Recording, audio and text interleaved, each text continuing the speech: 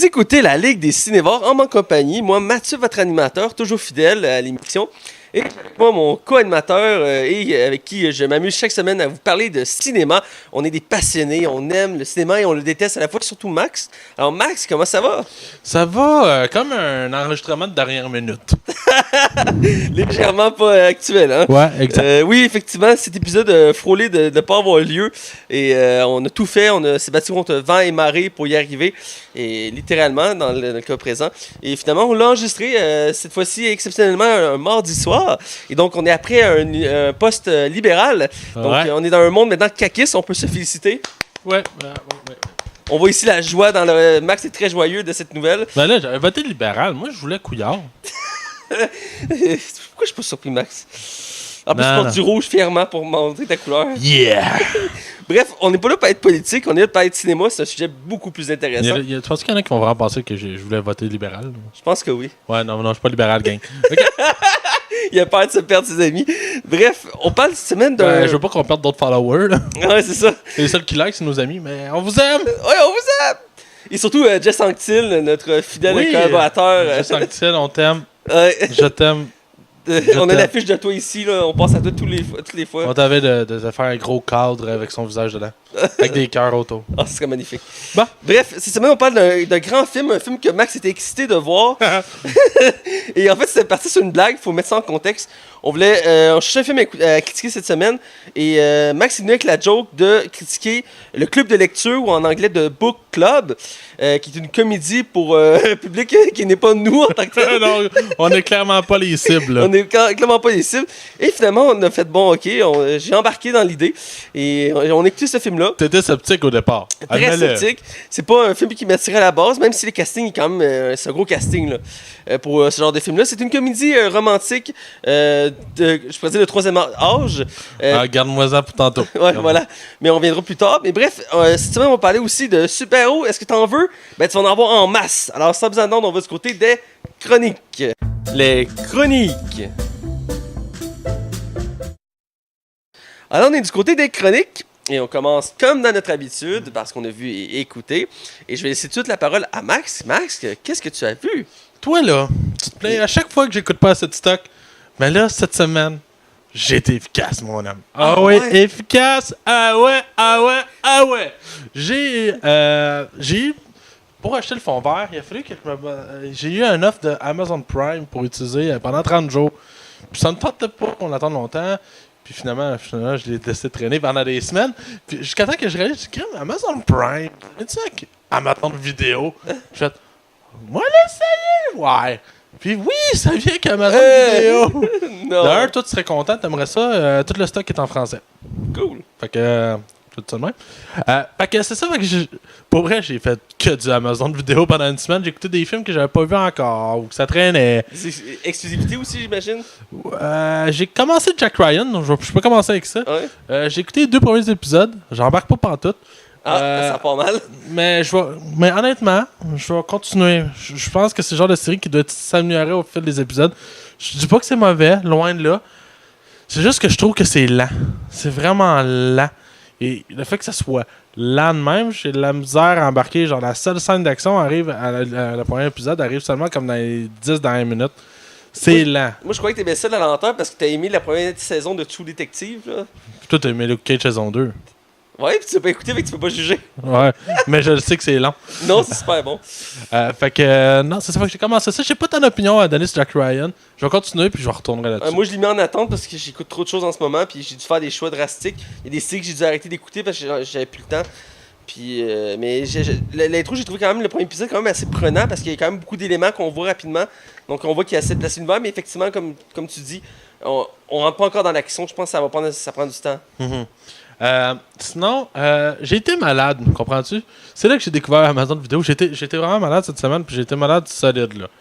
Et j'ai une série que j'aime beaucoup, une sitcom que j'aime vraiment, vraiment beaucoup. Et c'est Two and a Half Men, ou en français, Mon oncle Charlie. Maintenant, ça fait plus aucun sens vu que Charlie Sheen n'est plus là. J'ai écouté ça. Écoute, il me restait justement les épisodes avec Ashton Kutcher à écouter. Ben, Chris, j'ai écouté 4 saisons. Tabarnouche. J'ai écouté les 4 saisons qui me restaient. Ben, il me reste quelques épisodes à la 12e. Mais écoute, tu sais, c'est une sitcom qui est pas parfaite. Surtout les saisons avec Ashton Kutcher, la qualité est en déca. Les personnages, il y en a qui disparaissent sans vraiment qu'on sache pourquoi. L'écriture aussi a changé. La série à un moment donné tourne en rond beaucoup. Mais lui qui fait Alan Harper, je sais pas c'est quoi son vrai nom. Il est tellement. Je pense que c'est John Cryer, si je me trompe pas. Il est vraiment, vraiment bon. Il tient le show sur ses épaules. Il joue le frère pathétique qui a jamais une scène qui vit sur le dos de son frère. Soit Ashton Kutcher dans les nouvelles saisons, qui est pas son frère. Fait que non, j'adore ça. J'ai bientôt fini, j'achève. Je sais que c'est une série culte, là. À l'époque, ça a déchiré les passions quand l'acteur principal a quitté la série. C'est parce que la série était comme une caricature de Charlie Sheen. C'est ça qui rendait excellent, parce que Charlie Sheen jouait comme un gars qui s'appelle Charlie, qui fait de la cocaïne comme Charlie Sheen, puis en plus, qui couche avec plein de femmes et de prostituées. Fait que c'était tellement proche de ce qu'il était que ça a rendu la série. Tu sais, la série avait comme un double sens. Tu sais, il y avait comme c'était méta comme série. Fait que c'est ce qui la rendait comme vraiment comme populaire. Sinon, j'ai écouté Jerry Maguire avec Tom Cruise, qui est un agent pour des sportifs. Il y a Cuba Gooding Jr. qui joue là-dedans aussi, qui a gagné l'Oscar pour ce film-là. Dans le fond, c'est ça. Je vous résume un peu le film pour ceux qui ne l'ont pas vu, mais même si le film a pratiquement 25 ans. C'est un Tom Cruise qui. Qu'est-ce que c'est pas vieilli, ce gars-là? Hein? Non, c'est assez impressionnant. Non, c'est ça. C'est ça. C'est un agent de sport, puis il perd tous ses clients d'un coup. Il se ramasse à la sellette. Et Mademoiselle Renée Zellweger va la prendre son aile pour essayer de se rebâtir, mais lui, il réalisera pas à quel point qu'elle prend soin de lui, puis il va tout mettre de côté pour plus sa carrière que finalement pour réaliser de quelle personne qu'il est. C'est vraiment bon. C'est pas parfait, oui, mais c'est vraiment bon. J'ai eu vraiment du plaisir à écouter ce film-là. Je l'avais jamais vu, puis c'était comme... Ces temps-ci, j'ai comme le goût d'écouter des vieux films de Tom Cruise, parce qu'on reproche souvent à Tom Cruise ces derniers temps de faire plus de cascades qu'acter. Oui. Fait que j'avais le goût de voir un Tom Cruise vraiment en forme, puis c'est vrai qu'un peu... C'est ça qui est excellent dans Mission Impossible, mais dans Jerry Maguire, il joue, là, tu sais. J'ai beaucoup aimé ça. Sinon, j'ai réécouté The Dark Knight. Je pense que ça, pas une présentation, tout le monde connaît ce film-là. C'est ça, j'en ai parlé souvent au show. Ouais. Fait que, écoute, c'est encore un chef-d'œuvre. Sinon, j'ai écouté 2 films. J'ai écouté un film que je savais même pas qu'il existait. Qui a joué au cinéma, qui s'appelle The Force of Nature. OK. Et qu'est-ce que c'est? C'est Ben Affleck. Excuse-moi, dans une comédie romantique qui va croiser. Comment elle s'appelle la fille qui joue dans le dernier Ocean 8? Dernier quoi? Ocean 8. J'ai son nom, c'est ah oui, Sandra Bullock? Oui, c'est ça, merci. Fait que, c'est ça. Et lui, il doit aller en voyage pour rejoindre sa femme pour se marier. Mais il va croiser en chemin cette femme-là. Et leur avion va avoir un accident à cause d'un oiseau qui a rentré dans un hélice. Fait qu'ils sont obligés finalement de faire la route ensemble. Et dans le fond, ils vont arriver comme plein de principes. Puis Ben Affleck et elle vont tomber en amour au fil du film. La fin du film est relativement très surprenante. Faut que je l'admette. C'est pas fou. C'est une comédie romantique très oubliable. Ah. J'ai eu un bon petit moment d'1h30, puis c'était correct. C'est juste voir Ben Affleck comme plus jeune, on dirait que j'étais comme plus habitué depuis les derniers films. Fait que, c'est ça. Et dernier film, j'ai fini après. C'est correct, je suis content. J'ai écouté I Spy. Te rappelles-tu de I Spy? Il faudrait que tu me dises le nom en français, peut-être. Je pense que c'est Espion malgré eux. Espion malgré eux, ouais, ça me dit quoi, ouais. Avec Eddie Murphy. Ah! Et Owen Wilson. Oui, je sais de quoi tu parles, ouais. C'est tellement mauvais. C'est vraiment pas bon. Eddie Murphy surjoue tellement, là. Ah, tu sais, on t'a habitué qu'il surjoue. Mais c'est que dans ça-là, ce film-là n'a pas de sens. Et moi, on dit qu'Owen Wilson, en film d'action, ça vole pas. C'est vraiment pas crédible. Ça faisait partie de ses contre-rôles. C'est souvent les acteurs comiques. Et même dans d'autres domaines, ils tentent des contre-rôles. Et Owen Wilson en a assez quelques-uns dans le côté action. Ouais, mais c'est une comédie d'action. Ben, il y a toujours le côté comique parce qu'il est reconnu pour ça. Mais je veux dire, il y a déjà assez quelques rôles d'action. Ça marche pas à tous les cas, mais C'est une tentative, là. Ouais, c'était pas bon. C'était vraiment pas bon. J'ai vu, je me rappelle, j'ai vu 2-3 fois à la TV. Il joue tout le temps à TVA ou à... Ouais, je sais pas pourquoi. Mais c'est une comédie qui passe le temps, je veux dire. C'est pas... C'est pas mauvais, mais tu sais, c'est un film oubliable, mais ça passe sûrement quand t'as rien d'autre à écouter, là. Ouais. Bref, je vais de mon côté. Vas-y, mon beau. Je commence avec quelque chose que j'ai oublié de mentionner dans la liste qu'on a fait sur le planning. J'ai écouté un contenu québécois. C'est rare que ça m'arrive depuis un certain temps d'écouter du contenu québécois. Et j'ai écouté une nouvelle série qui vient de commencer. Discussion avec mes parents. Ils sont à 3 épisodes. Le 4e était censé être lundi. À cause des élections, il est reporté à lundi prochain. Et c'est dans la lignée des séries comme Les Bons Malaises ou Les Pêcheurs. Ça met en avant un humoriste québécois très connu. Et on le voit dans son entourage. Dans le fond, c'est François Morancy. Qui anime les Galas des Oliviers depuis quelques années, qui est un excellent humoriste que j'aime beaucoup. Puis il a un humour très sarcastique, j'aime beaucoup ce humour-là. Et dans le fond, cette série-là rencontre ses interactions avec sa famille, parce que lui, il habite à Montréal pour son travail, et sa famille vit à Québec. Fait qu'à chaque fois qu'il va à Québec, c'est comme un épisode. Puis évidemment, c'est pas ses vrais parents qui sont là, mais des acteurs qui jouent ses parents.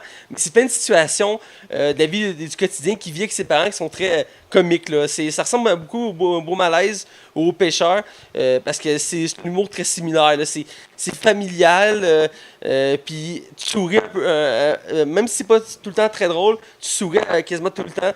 Et il y a des situations où tu te dis, ça peut nous arriver. Je dirais que ça touche un peu plus un public plus adulte encore que moi, mais j'ai apprécié ce que j'ai vu, puis j'ai hâte d'écouter les autres épisodes. J'ai écouté les 3 premiers d'un coup. C'est une série comique, donc ça dure, je pense, c'est 20 minutes par épisode. Ça s'écoute très bien. Et François Morancy, j'adore le voir. Il y a eu quelques rôles d'acteur, mais c'est pas un acteur un humoriste reconnu pour être un acteur. Ouais. Par contre, moi, il m'a marqué dans la série Caméra Café pendant. Je veux pas un aveugle. Oui, il joue un aveugle pendant juste être sûr, pendant 2 saisons. Il joue Marc, l'avocat aveugle de la compagnie. Et pendant ces 2 saisons-là, c'était un de mes personnages préférés. Il me faisait rire, là, ça avait pas de bon sens. Non, je pense qu'il a fait 3 saisons en fait, mais je suis plus certain. Mais bref, il faisait un avocat aveugle. Puis il était très sarcastique, il faisait tant des jeux de mots avec les aveugles. Il dit j'ai pas pu voir ça. Il faisait plein de mots de même où parce que son humour était très bon à François Morancy. Et pour ceux qui le connaissent moins, entre autres, il voit la série Caméra Café, il était très bon là-dedans. Je sais qu'il a fait un film à un moment donné qui allait en Ontario au chute de Niagara avec sa femme. Pour leur lune de miel, puis leur famille les suit. Ouais, nuit de noces. Nuit de noces. Je l'ai vu 2 fois à date dans ma vie. Ça, c'était pas bon. Ben, c'est pas super comme film, mais pour un film québécois comique, j'ai quand même apprécié, surtout qu'il y a beaucoup de références. Ils font beaucoup d'humour, en rapport entre autres aussi avec les anglophones. Il y a beaucoup de références à ça, aussi les relations de couple au Québec. Il y a quand même des bons gags, des bonnes références, mais c'est sûr, c'est pas le gros film. Puis dans ce film-là, François Morancy est un peu pâle. On voit pas beaucoup de son jeu d'acteur. Il est assez limité là-dedans, mais la série que je vous parle, là, Discussion avec mes parents, super bon. Écoutez ça, c'est sur tout.tv. Ça s'écoute tout seul. Bon, je m'en vais dans le côté américain. J'ai écouté 3 films cette semaine, dont 2 j'étais au cinéma. C'était une semaine très chargée pour moi. La deuxième fois que j'étais au cinéma, c'était pas prévu. Mais mon ami avait un 2 pour 1 pour le Cinéplex. Donc, le Cinéplex le plus proche est à Laval. Et donc, il m'a invité à y aller avec lui. Ça coûte cher au Cinéplex. C'est très cher. Ça faisait des années que je n'étais pas allé au Colossus, là. Ouais, Colossus, c'est un des pires. Puis, mon Dieu. côté bouffe, c'est vraiment le plus ordinaire. Ben, il y a un large menu de bouffe, il y a un resto, il y a du Starbucks dans le cinéma. Ouais, ben leur popcorn, leur slush, c'est pas mangeable. Ben, il y a un menu popcorn, ils ont genre 8 sortes de popcorn. Écoute, j'ai acheté du popcorn au chocolat, c'était pas pire, mais ça coulait dans les doigts, bref. Ah ouais. Ouais, c'était chocolat caramel, puis c'était bon, mais il m'en reste au pire, je te ferais déguster ça. Non, c'est correct, c'est dans Mais, ton char, genre. Hein? Il est comme dans ton char, genre. Non, il est chez nous, il est en sécurité, il est pas en train de fondre dans mon char. Ok, c'est pas faut que tu le manges sur le coup, là. Ben, il était dans une boîte avec un couvercle. Ok. Fait que là, je peux le ramener chez nous après, fait que c'est pas perdu. Fait que c'est plus intéressant que parler d'un film que tu vas parler. Excusez-moi, je reviens à ce que je disais. Bref, comme Max disait, je suis un grand amateur de tout ce qui est français. Donc, je suis allé voir Prédateur en anglais au Cinéplex de Laval. T'es allé le voir en anglais? Oui, et c'était pas de ma faute. C'était pas volontaire. Ah ouais? Mon ami voulait voir Prédateur depuis une couple de semaines, puis on le reportait parce que toi et moi, Max, on voulait le voir. Et il a fini par cette année, puis vu qu'il y avait un 2 pour 1, j'ai accepté d'y aller avec lui. T'as bien fait. Et il y avait une seule présentation disponible dans les heures qu'il pouvait, c'était à 10h15. Fait qu'on s'est dit, parfait, on va aller à 10h15, c'est parfait, on va l'écouter en français, ça va être bien, tout ça. On arrive là-bas, on rentre dans la salle, puis tu sais, t'as des pré-pubs, puis les pré-pubs étaient en anglais. Puis là, j'écoute, je fais, moi, je pense que le film va être en anglais. Il dit, ben non, le film est en français, voyons, on est au cinéma. Je dis, Cinéplex c'est reconnu pour avoir beaucoup de choix en anglais.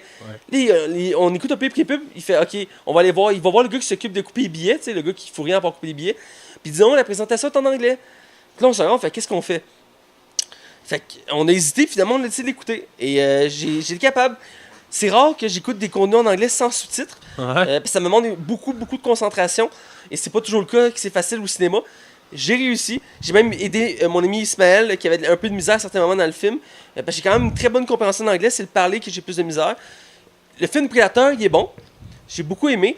Le dernier que j'avais vu, c'était AVP2. Ça datait quand même d'un bout. Qui était très mauvais. Ah, effectivement. Mais j'avais écouté le premier Predator, qui est un excellent film. Le premier Predator, qui est un classique. Avec Schwarzenegger, là. Avec Schwarzenegger, effectivement.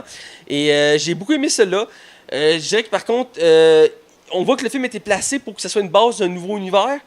Parce qu'ils font beaucoup de références que il va y avoir une suite. Surtout à la fin, ça laisse une grosse ouverture qui détermine qu'il va y avoir une suite. Puis il développe un peu plus l'histoire des prédateurs qui n'a pas été beaucoup développée à travers les films. On comprend un peu plus leur but, leurs origines. Mais même si c'est pas tellement développé, ils mettent des pistes qui vont être suivies plus tard probablement. Et le héros principal du film, qui est un soldat, à la fin, il y a une ouverture avec lui aussi qui montre que ça va continuer par la suite. Mais ça n'aura pas lieu. Je l'ignore. Non, le film, c'est un flop. Bon, ben. Au box-office, là. Parle pas de qualité, Ouais, là. parce que la critique est quand même bonne, mais bref, j'ai Pas apprécié vraiment, le film, mais- j'ai aimé les scènes d'action, les prédateurs là-dedans étaient incroyables. Écoute, j'ai eu des sauts, je capotais. C'était aussi audacieux parce que le trois quarts du film, le prédateur n'a pas son équipement. Il est genre juste comme un extraterrestre, une bête sans casse. Puis il est capable de se mettre invisible, mais en passant, il n'a pas vraiment son équipement, ce qui est assez surprenant. Puis il est énorme, c'est le plus gros prédateur qu'on a vu à date. Puis vraiment impressionnant. Puis il y a des twists dans le film que t'es comme, Puis ça explique un peu le but des prédateurs, pourquoi ils viennent sur Terre, OK. pourquoi ils s'acharnent sa planète. Puis aussi qu'ils sont pas reliés entre eux, les prédateurs s'entretuent. Et c'est bien emmené. Et écoute, je veux rien dévoiler du film, mais j'ai été troublé à plusieurs moments dans le film. Puis j'ai beaucoup aimé. Il y avait aussi l'actrice Olivia Munn, je pense qu'elle s'appelle. Elle jouait Psycho dans le dernier X-Men. La fille qui se battait avec une épée mauve. En tout cas, c'est une actrice. Elle joue aussi dans Magic Mike, entre autres. Une actrice qui est de plus en plus connue au cinéma. Ici, elle m'a beaucoup surpris. Elle a fait un rôle badass qui est, je trouve, mieux fait que dans le dernier X-Men. Donc, je suis content de voir encore plus son potentiel parce que c'est une actrice avec un acteur très bon. Et donc, je vous recommande pour ceux qui aiment Predator et qui veulent découvrir l'univers. C'est un bon film pour ça parce que ça met une bonne base. Puis ça permet de développer. Puis ils font quelques références aux anciens films. Parce qu'ils disent que les Prédateurs qu'on voit là, c'est pas les premiers. Puis qu'il y en a vu d'autres avant. Puis que depuis ce temps-là, ils ont commencé à faire des recherches puis des enquêtes pour comprendre. Donc, il y a quelques références au passé des Prédateurs, mais c'est survolé. Donc, il y a vraiment un bon film. J'ai aussi vu la semaine passée La Pendule de l'Halloween, que je voulais absolument voir parce que moi, je suis un fan inconditionnel de Jack Black, qui est un de mes acteurs préférés. C'est Charles de Poule 2, pas 2. Oui et non, il y a beaucoup de similitudes, mais il y a beaucoup de choses différentes. Et surtout que Charles de Poule 2 va sortir bientôt, sans Jack Black. Ce qui est quand même ironique. Mais bref, La Pendule d'Halloween, qui est un film, je ne savais pas à la base, mais c'est un film familial jeunesse, dans la mesure que c'est basé sur un roman jeunesse. Donc, je pensais avoir plus peur que ça. Le film n'est pas vraiment effrayant pour moi, mais c'est un bon film familial écouté avec sa famille et ses enfants. L'histoire est bonne. Jack Black est vraiment surprenant dans le film. Toujours digne de ses rôles, qui était toujours un peu fucké. Et son duo avec Cate Blanchett, qui est l'actrice principale du film, ils ont une chimie incroyable, c'est super bon. Puis le jeune acteur, j'ai pas son nom par cœur, il est nouveau, je pense que c'est son deuxième film qu'il fait. Il est très bon dans ce rôle-là, parce que dans le fond, l'histoire, c'est quoi? On suit un jeune des années 50 qui il vient de perdre ses parents. Il doit déménager dans une nouvelle ville aux États-Unis, chez son oncle. Et son oncle qui est vraiment très spécial, c'est Jack Black qui est son oncle, qui vit dans un manoir vraiment particulier, qui se passe des choses étranges. Et rapidement, il va réaliser que la magie existe, puis que son oncle, c'est un magicien. Et il va devoir vivre avec ça. Et en parallèle, il y a sa vie à l'école, tout ça. Et donc, ça rejoint beaucoup le côté familial, mais aussi l'évolution des jeunes à l'école, comment ils vivent leur puberté, tout ça. Et vraiment, il y a des belles twists dans le film. Par contre, c'est pas le gros film en soi. Il n'y a pas tant de profondeur dans le film. Les effets spéciaux sont très bons, parce qu'il y a beaucoup d'effets de magie dans le film. C'est très bien fait. Mais je dirais que je m'attendais un peu plus quand même du film, mais dans l'ensemble, c'est un bon divertissement. Et il ne faut pas s'attendre à un film effrayant parce que c'est effrayant pour les enfants et non pour nous. Donc pour nous, c'est un divertissement. Puis il y a quelques références à nous, autant que pour les enfants. Donc j'ai vraiment aimé ça. Autant pour les amateurs de Jack Black que ceux qui aiment les films d'Halloween. c'est un film à voir. Et je sais pas si le film a marché au box-office, mais il existe une saga. C'est plusieurs romans qui existent de cet auteur-là. Donc c'est possible qu'il y ait des suites à cet univers-là. Donc à voir. Et le dernier film que j'ai vu, c'est un film que toi aussi t'avais hâte de voir, que t'as pas encore vu, je crois. Qui est le dernier film de l'acteur The Rock en ce moment, Dwayne Johnson, quand il sort un film aux 3 mois environ. Et le dernier, c'était Skyscraper. Récemment, j'ai vu Rampage, et donc je me suis mis à jour avec Skyscraper, qui est le nouveau film de The Rock. J'ai pas le nom en français, je sais la déception de Max, mais tu le sais? Je me rappelle plus. Pas grave. Dans le fond, le film, c'est quoi? Eh bien, ça raconte l'histoire de Dwayne Johnson, qui est un agent du FBI qui, au début du film, va avoir un accident, il perd une jambe, parce qu'une bombe va éclater d'en face. Et par la suite, il va devenir agent de sécurité pour la plus grande tour au monde qui n'a jamais été construite, qui est construite à Hong Kong. Car c'est très à la mode ces temps-ci de faire des films en Asie. Ça crée un public plus large. Meg a été tourné de la même manière en Chine. Et Hong Kong, c'est le même principe pour ce film-là. Et dans le fond, le film se déroule quasiment au complet dans la tour. Il y a quelques décors à l'extérieur, mais ça se passe quasiment tout dans la tour. Et dans le fond, ce qui arrive, c'est que la tour va être victime de terroristes qui vont mettre le feu à la tour et enfermer le propriétaire dedans pour revendiquer quelque chose. Je veux rien spoiler au film. Et The Rock, il va apprendre que sa famille est prise dans le tour parce que lui, il est sorti régler quelque chose. Il va donc trouver un moyen de rentrer dans le tour pour sauver sa famille. Et évidemment, il va réussir à se rendre dans la tour parce que c'est The Rock. Et on le voit aussi dans la bande-annonce, dans les affiches. Il saute d'une grue dans le tour. Ça doit pas faire de sens même dans le film. Ben, au début, dans la scène dans le film où tu le vois, au début, il te place d'une façon c'est réaliste. Tu dis, OK, de cette manière-là, il va réussir. Mais tout pète. Fait que là, tu dis, il se rendra pas. Puis, The Rock, digne de lui-même, réussit de justesse à s'agripper après la tour par la jambe, parce que il faut montrer sa prothèse vu qu'il y a une prothèse. Est-ce que t'as le vertige pendant le film, par exemple? À un moment, oui. Au début du film, quand ils présentent la tour, ils vont à la dernière étage, puis il y a une boule au sommet, et le président, il dit bienvenue au paradis, puis il active un bouton, puis toute la salle, elle disparaît, puis il est comme dans le vide. Fait que là, t'es comme... Même The Rock, il panique un peu, parce qu'autour de lui, il voit toute la ville, tout le paysage, puis il n'y a plus rien. Fait que c'est un des rares moments que j'ai eu un vertige, mais dans la mesure qu'on voit pas beaucoup l'extérieur, l'action se passe principalement dans la tour, à part le moment où The Rock saute dans la tour, le reste se passe tout dans la tour, et je te dirais que c'est pas un gros film. C'est un bon divertissement, la The Rock, mais très cliché, surtout pour les méchants. Les twists sont assez prévisibles. Je dirais que le casting, à part The Rock, il y a sa femme qui est quand même mémorable. C'est elle qui fait l'actrice principale dans la série de Scream, voilà. Qui est une très bonne actrice d'ailleurs. Kimball, c'est ça? Hein? Kimball, quelque chose? Ouais, Kimball, je pense que c'est ça. Hein. C'est le premier. Fun fact, là, c'est le premier échec commercial de The Rock depuis des années. Quand même. Parce qu'il fait des gros films, puis elle passe ça pogne. Même Rampage, qui était moyen, a quand même pogné. Ouais, il était correct. Mais ceux-là, écoute, les scènes d'action sont quand même. Regarde, The Rock, il y a une prothèse à une jambe, ok? Je sais pas si c'était voulu pour montrer un peu plus un côté plus faible, là, mais. Ça paraît pas. Ben, ça paraît à certains moments, parce que des fois, il est figé un peu dans sa démarche, mais dans l'ensemble, il est toujours si badass. Je veux dire, oui, à un moment, il perd sa jambe, comme mon Dieu, il manque de jambe, puis c'est bien fait, là. Les effets spéciaux étaient écœurants. Mais, je veux dire, dans l'ensemble, c'est très cliché. Le scénario, on peut quasiment l'oublier, mais les scènes d'action sont, comme je dis, sont folles. Mais c'est un bon divertissement. Ceux qui cherchent quelque chose à écouter, ça vient de sortir avec le vidéo. Ça vaut le détour. J'ai quand même apprécié mon moment. C'est pas le gros film du siècle, comme j'ai dit. Mais c'est ça. Il me reste 2 séries que j'ai commencé. Une, c'est Kidding, qui est sortie récemment. Je pense que ça fait 2 semaines qu'elle est sortie, ou 3. C'est la nouvelle série qui met en avant Jim Carrey, qui revient à l'écran. Il a fait beaucoup de contre-rôles dans les dernières années. Et là, il revient au côté comique. Même si cette série-là se veut... c'est comme comique, mais en mettant il y a un côté... pas plus humain. J'ai le mot plus humain, mais c'est plus sombre. Dans la mesure qu'on suit Monsieur Pickle, qui est le personnage joué par Jim Carrey, qui est un animateur d'émissions pour enfants. Et que la série commence, qui est en dépression, parce que sa vie ne va pas bien. Sa femme veut divorcer avec lui, sa famille s'éloigne de lui, ça va pas très bien à la job, il se recherche, il est plus sûr de ce qu'il veut faire dans la vie, et il est vraiment perdu. Mais en parallèle, il continue à faire Monsieur Pickle, et Monsieur Pickle, c'est le plus joyeux que tu peux connaître, parce qu'il fait des émissions pour enfants, puis tout le long des épisodes, il y a des extraits de son émission. Puis comme, salut les enfants! Aujourd'hui, on va parler avec l'écureuil chantant. C'est comme des émissions classiques pour enfants. Et de ce côté-là, il est très bon. Et écoute, j'ai été surpris aussi, j'ai beaucoup aimé voir Jim Carrey dans cette série-là à date. C'est pas la série la plus drôle que j'ai vue avec Jim Carrey dedans. Ah, c'est drôle? Ben, il y a un peu d'humour, mais c'est très philosophique. Parce qu'il cite beaucoup de choses sur la vie. Ben, c'est le même réalisateur qui a fait Eternal Spotlight. Tu sais, le film justement avec Jim Carrey, il embarque comme dans des.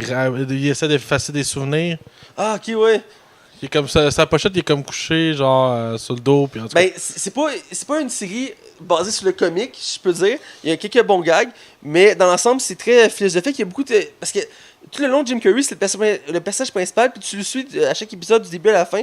Puis il va souvent faire des citations sur la vie. Il va toujours, même s'il est très dépressif, il va toujours te montrer le côté positif de la vie. Ce gars-là, Jim Carrey est super bon dans ce rôle-là, dans la mesure qu'il montre le côté positif et négatif simultanément. Et ça se mélange très bien parce que d'un côté, il est l'animateur de TV super joyeux, puis de l'autre, il est en pleine dépression, mais il cherche toujours un moyen de voir l'optimisme. Tu sais, sa femme veut se séparer de lui.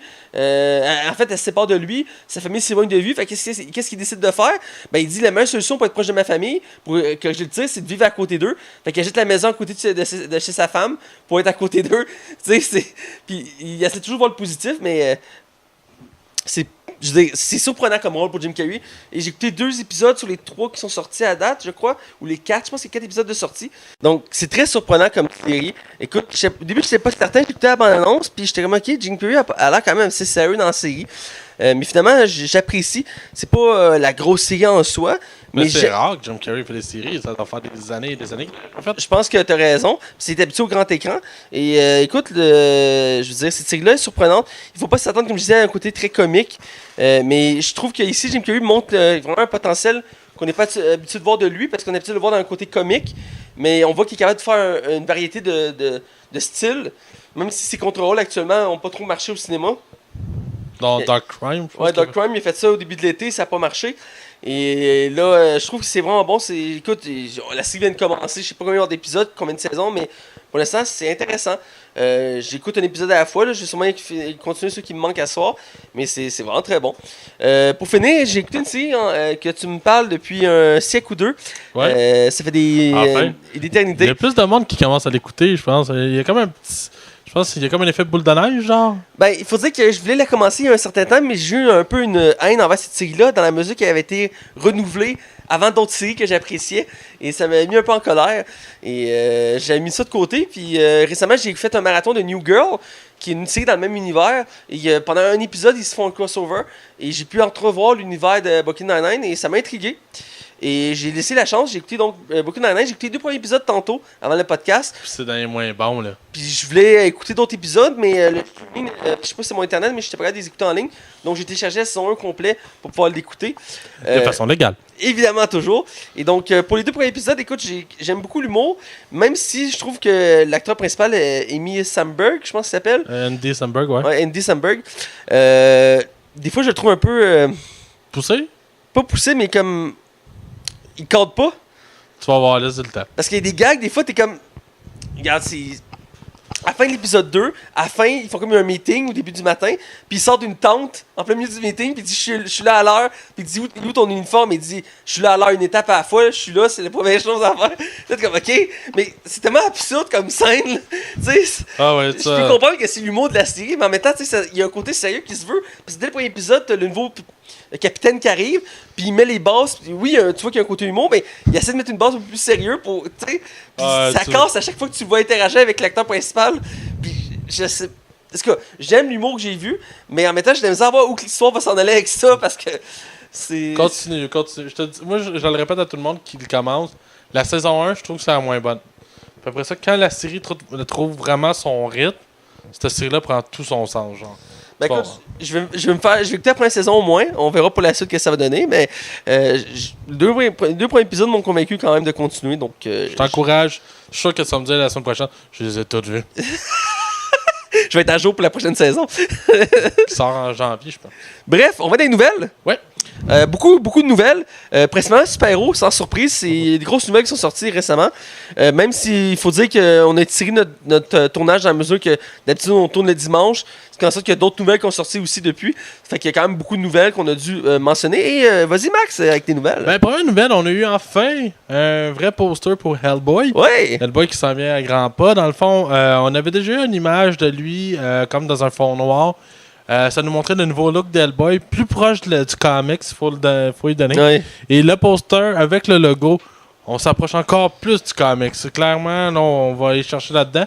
Je sais pas dans quelle direction on va vraiment aller. J'ai l'impression qu'on va être plus fidèle. Je sais qu'il y en a qui reprochent beaucoup à les 2 premiers films de Guillermo del Toro de pas être fidèle, justement, Ouais. et de s'éloigner des entités des personnages. Parce que Hellboy, il est quand même c'est un diable, là, en quelque part. Là. Ouais. J'ai vraiment hâte de voir dans quelle direction ça va avoir. L'affiche est magnifique. C'est un teinte rouge sur un du rouge. Ça a l'air bien niaiseux d'une main. Mais c'est vraiment beau. J'ai vraiment hâte de voir la direction qui va être Moi prise aussi, avec Hellboy. l'affiche m'a beaucoup, que je faisais ça, donné le goût de voir, en avoir plus. J'ai hâte d'avoir une bonne annonce. Parce que le film avait l'air avoir beaucoup de potentiel, mais il n'y a pas beaucoup d'éléments qui étaient encore sortis. Puis le film, je pense qu'il va sortir l'été prochain, un truc comme ça. Faudrait vérifier, mais ouais. Il me semble que c'est ça que j'avais vu parce que le tournage est déjà commencé. Et, Depuis un petit moment en plus. Puis ça avait été sorti de nulle part, surtout que étant fan du premier Hellboys, même aussi du deuxième, même si c'est moins bon le deuxième. C'est pas mauvais, là. Non, il est pas mauvais.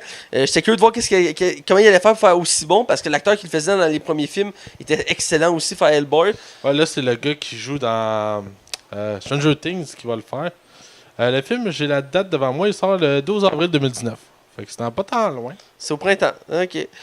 Donc, bref, j'ai hâte de voir pour la suite. J'ai hâte d'avoir une bande-annonce. Je suis vraiment curieux de voir l'univers comment il va être établi. J'aime ce qui est écrit en haut du nom, du logo du film. C'est écrit Legendary as fuck. Je suis comme, alright. Ça donne part le ton. bien, ouais. Sinon, deuxième nouvelle. C'est une nouvelle qui me...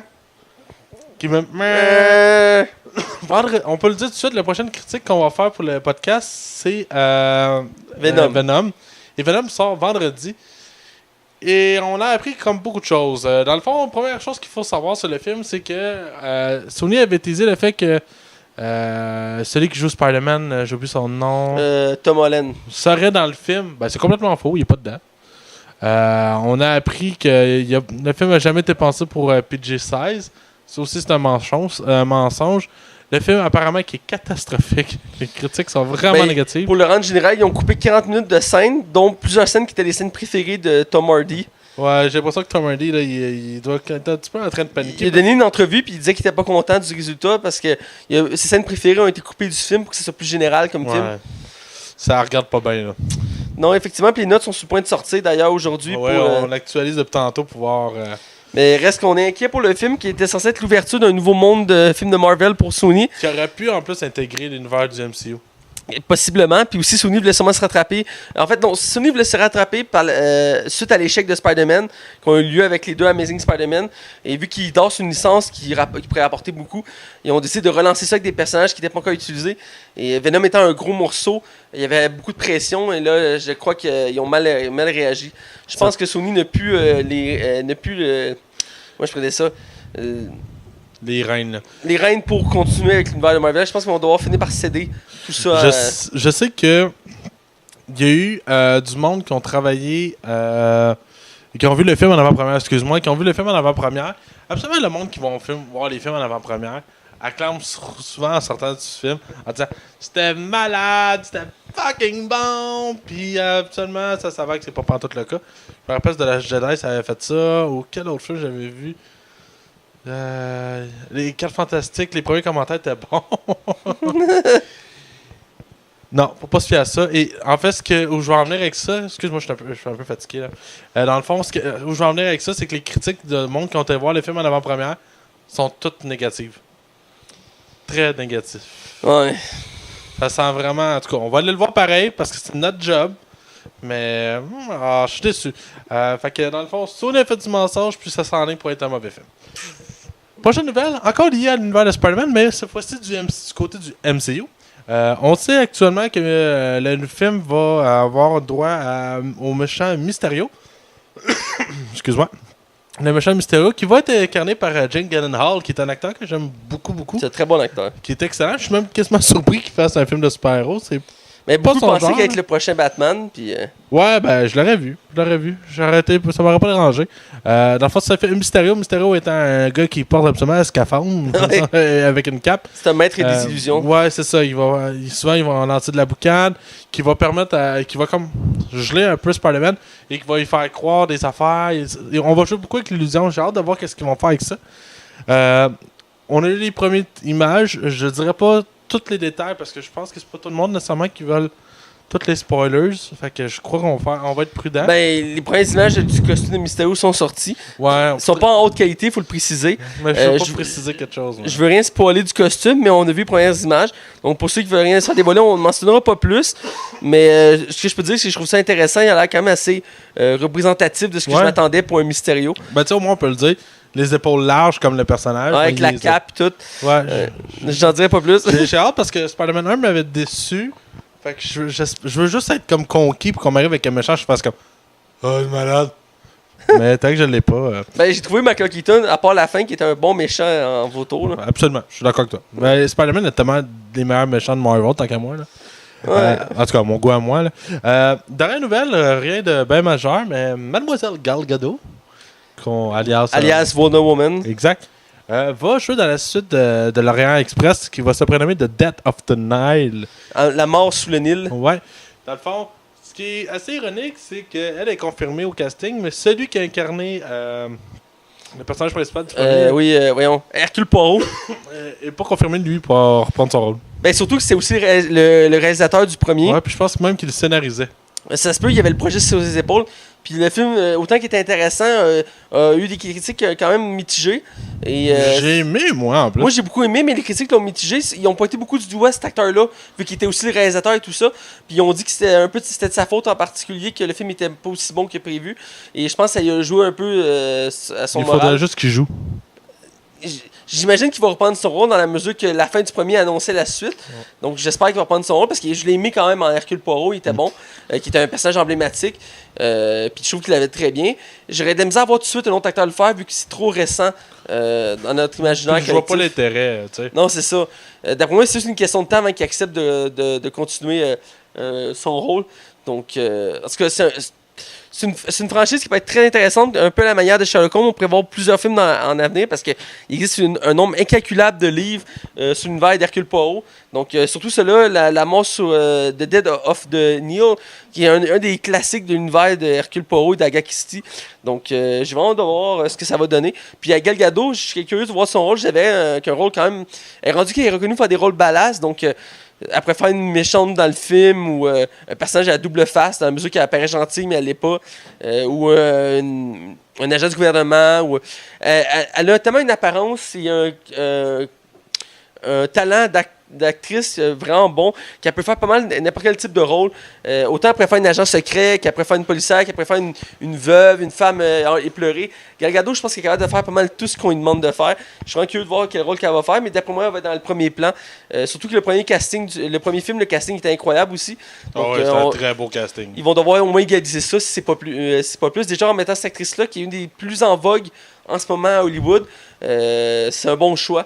Donc, je suis vraiment curieux de voir ce que ça va donner. Qui est débuté comme mannequin, puis après Fast and Furious, là. Puis là, elle est partie avec Wonder Woman. Ah ouais, c'est ça. Effectivement, donc je vais avec mes nouvelles. Ouais, vas-y, je te lance, Mathieu. Je commence avec des nouvelles qui sont pas super héroïques. La première, c'est pour le prochain Bad Boys 3. What you gonna do? What you gonna do? Avec Lawrence, j'ai oublié son nom de famille.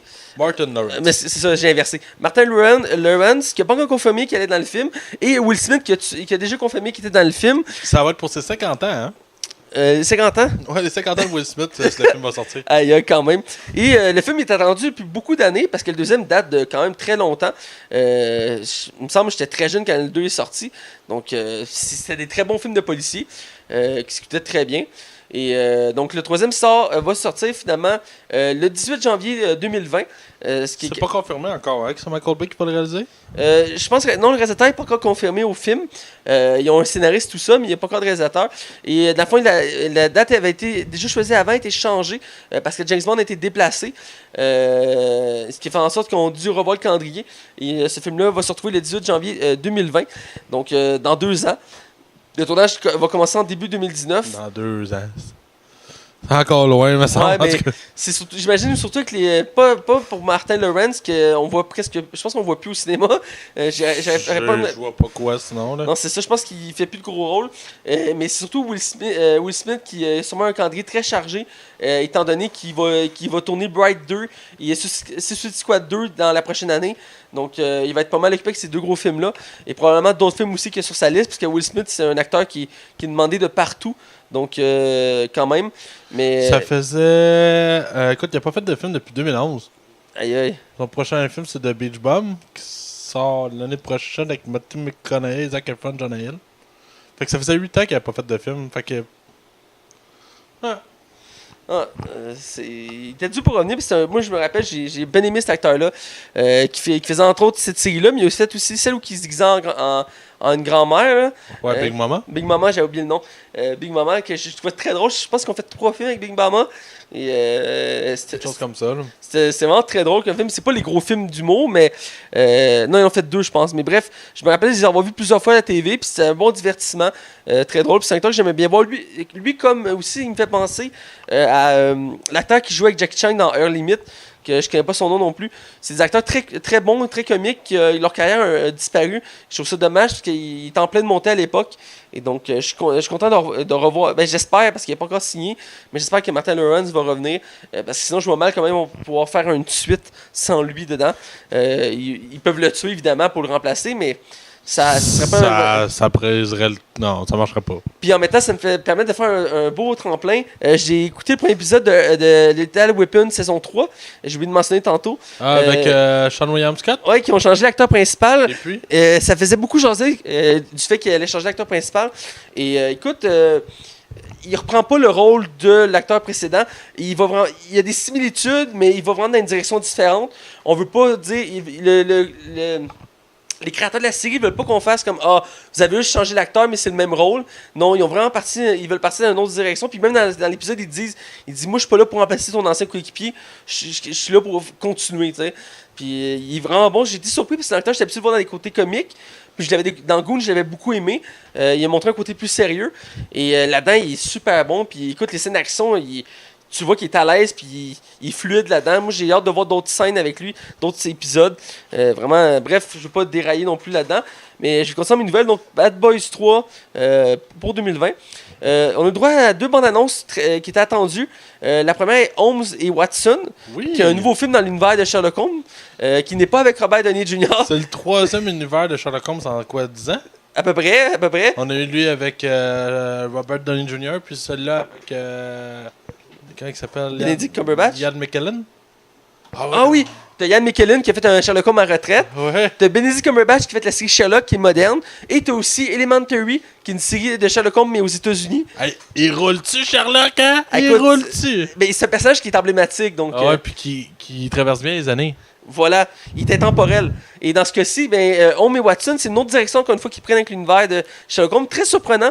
C'est un film qui met en vedette Will Ferrell en rôle de Sherlock Holmes. Déjà là, ça vous donne une idée dans quelle direction ça part. Oh. Puis tu vas peut-être pouvoir m'aider. L'autre acteur, j'ai oublié son nom. Ils ont fait ensemble déjà le film Demi-frère, qui était une très bonne comédie. Ouais, puis il avait joué aussi dans la balade... Balade de Ricky Bobby. Oui, c'est ça. Oui, puis il joue aussi un petit rôle dans Anchorman 2. D'ailleurs, cet acteur-là, c'est un des acteurs, un très bon ami de Will Ferrell. Ils ont fait quelques projets ensemble. Et ça, c'en est un nouveau. Et j'aime beaucoup l'autre acteur, malheureusement que j'ai pas le nom. C'est John C. Reilly. Voilà, j'aime beaucoup cet acteur-là parce qu'il est contrairement à Will Ferrell, cet acteur-là, il fait autant du sérieux que du comique. Puis il est bon dans les deux cas. Ça fait du bien de voir un film de Will Ferrell que j'ai goût de voir. Ouais, parce que ça fait longtemps qu'il n'a pas fait de film intéressant d'humour parce que les derniers qu'il a fait, c'était correct, mais c'était sans plus, c'est assez oubliable. Ah, je regarde le casting vite du film. Il y a Hugh Laurie là-dedans. Ouais, t'as Rebecca Hall aussi qui est connue. T'as Ralph Fiennes, c'est lui qui faisait Voldemort dans Harry Potter. Fiennes, excusez-moi. T'as quelques autres acteurs britanniques très connus qui jouent dedans aussi. Il y a américain évidemment, c'est un mélange des deux, mais le casting a l'air vraiment intéressant. Il y en a qui disent qu'il pourrait avoir des caméos de Robert Downey Jr. et de Benedict Cumberbatch. Ça ferait des bons gags. Ça pourrait faire des bons gags, mais dans la mesure que ça se veut une comédie dans l'univers de Sherlock Holmes, la balance qu'on a vue, toi et moi, on peut voir quelques gags déjà dans le film. Entre autres, quand ils interagissent avec la reine d'Angleterre. Le film était censé sortir cet été. Ah! Puis finalement, il était repoussé à la fin de l'été. À la fin de l'année. Ah, ok. C'est correct si c'est pour améliorer le film. Mais reste que j'ai été surpris. Ok, il était reporté encore pour. Ok, excuse-moi. Le film. Ok, je résume vite. Le film était prévu pour le 3 août. Il était repoussé le 9 novembre, puis il était repoussé pour le 21 décembre. Bref! Il n'y a pas de Star Wars cette année, ça paraît, hein? Ouais, ça paraît. Ils veulent gonfler le mois de décembre. Je suis curieux de voir ce film-là, sérieusement. L'humour est intéressant. J'ai vu beaucoup de commentaires haineux. Je peux comprendre à certains égards. Il y en a beaucoup qui trouvent que ça démolit l'univers de Sherlock Holmes. Je peux comprendre, vu que ça va d'un côté très humoristique, ce qui peut être assez dommage. Moi, je le vois comme une comédie avec Will Ferrell qui veut revoir un univers très connu, mais à sa sauce. Donc, je suis curieux de voir comment ils vont réagir. En plus, dans le film, on voit à quelques moments les capacités de Sherlock Holmes. Il y a comme des ralentis à la version un peu de Robert Downey Jr. Mais il l'a pas pantoute, là. Il l'a pas pantoute. Genre, à un moment donné, il calcule la trajectoire pour frapper une mouche. Là, genre, il frappe la mouche, mais voilà, c'est comme ça qu'on fait. Là, la vitre pète, puis toutes les abeilles sortent. Ça a l'air bien pour elle. J'ai aimé ce gag-là. J'espère que ça va permettre à Will Ferrell de remonter un peu parce que dans les derniers films, il était pas super long. Le dernier, c'était Beau-père, mais il a aussi fait celui qui fait un casino dans son sous-sol. Ah oui, que j'ai pas vu. C'était correct, mais je vous dis, son humour était pas à son maximum. Avait-tu Jeremy Renner là-dedans? Jamie Renner. Oui, il y a Jamie Renner dans le film. Il y a un petit rôle, genre. Il apparaît genre à la fin. Ok. Tu t'attendais pas, t'es comme, c'est Jamie Renner. C'est vrai. Bref, autre bande-annonce qui était très attendue d'un film qui a été maintes fois reporté, comme pour ce film-là aussi, qui est encore reporté la journée après même que la bande-annonce est sortie, à tel point que c'est assez spécial. Je comprends pas ce qui se passe avec ce film. Écoute, la bande-annonce est sortie, puis le lendemain, même dans la bande-annonce, à la fin, t'avais la date, puis elle est déjà plus bonne la date, parce que le lendemain, on fait, finalement, on le repousse encore. C'est genre Ce film-là doit être fini. Genre, il est fait, là. Tourné, réalisé, produit. Post-production. Tout est fait, d'après moi. Il reste juste à sortir le film. Je sais pas si tu te rappelles du film c'était avec Chris Hemsworth. Dans le fond, le film, c'était. Excuse-moi, c'est parce que j'ai peur que le micro soit fermé. C'était comme Red Fang, quelque chose comme ça. Puis c'était comme la Corée du Nord qui attaquait les États-Unis. Ok, Il y avait ouais. le gars qui jouait Josh et Drake là-dedans aussi. Oui, je sais quel Ce film. film-là, je pense qu'il était reporté comme quasiment 2 ans, puis le film il était fini depuis longtemps, genre. Mon Dieu. Ouais, ça a été vraiment long. Je sais quel film tu parles. Mais bref, c'est le nouveau film des X-Men, X-Men Dark Phoenix, qui continue dans l'univers avec. On a eu précédemment X-Men Apocalypse, que tu n'as pas encore vu. Je veux même pas le voir. Je l'ai commencé 3 fois. Les 3 fois, je me suis endormi au début. Tabarnak, Max! Ah ouais. Mais j'avoue que. Ouais, il y a beaucoup des fois ce film-là. Mais il y a quand même des belles scènes, dont la scène de Quicksilver. On dirait que je suis comme dans une phase que. Oh, gars, je sais que ça achève. Je sais qu'il n'y aura pas de suite à ce film-là. Je sais que c'est le dernier des X-Men, techniquement. Jusqu'à temps que Disney les aille. On dirait que j'ai comme plus envie de les suivre, là, tu sais. Ben, moi, tu sais, c'est des personnages emblématiques qui m'ont suivi depuis ma tendre enfance. Wolverine a toujours été mon héros préféré. Et ça me fait beaucoup de tristesse quand ils ont arrêté de le faire. C'est drôle de penser que, tu sais, la Fox a parti cette franchise de films-là sans se soucier que ça serait un succès. Puis là, quand ça commençait à être un hit, Disney a fait ton t'achètes. Tu sais, ils n'ont pas juste fait comme on achète la franchise, non, ils ont acheté le studio au complet. Ouais, littéralement. Reste que c'est la bande-annonce d'X-Men Dark Phoenix qui nous permet de voir ce que le film va avoir l'air. Pour l'instant, on a l'impression que dans le film, le méchant, ça va être Jean Grey, qui va exploiter, d'où le nom du titre, Dark Phoenix, qui était aussi un peu la méchante. En fait, c'était la méchante aussi d'X-Men 3. Le très moyen film X-Men 3 qui était censé clore l'univers des X-Men entrepris au début avec Patrick Stewart et Ian McKellen.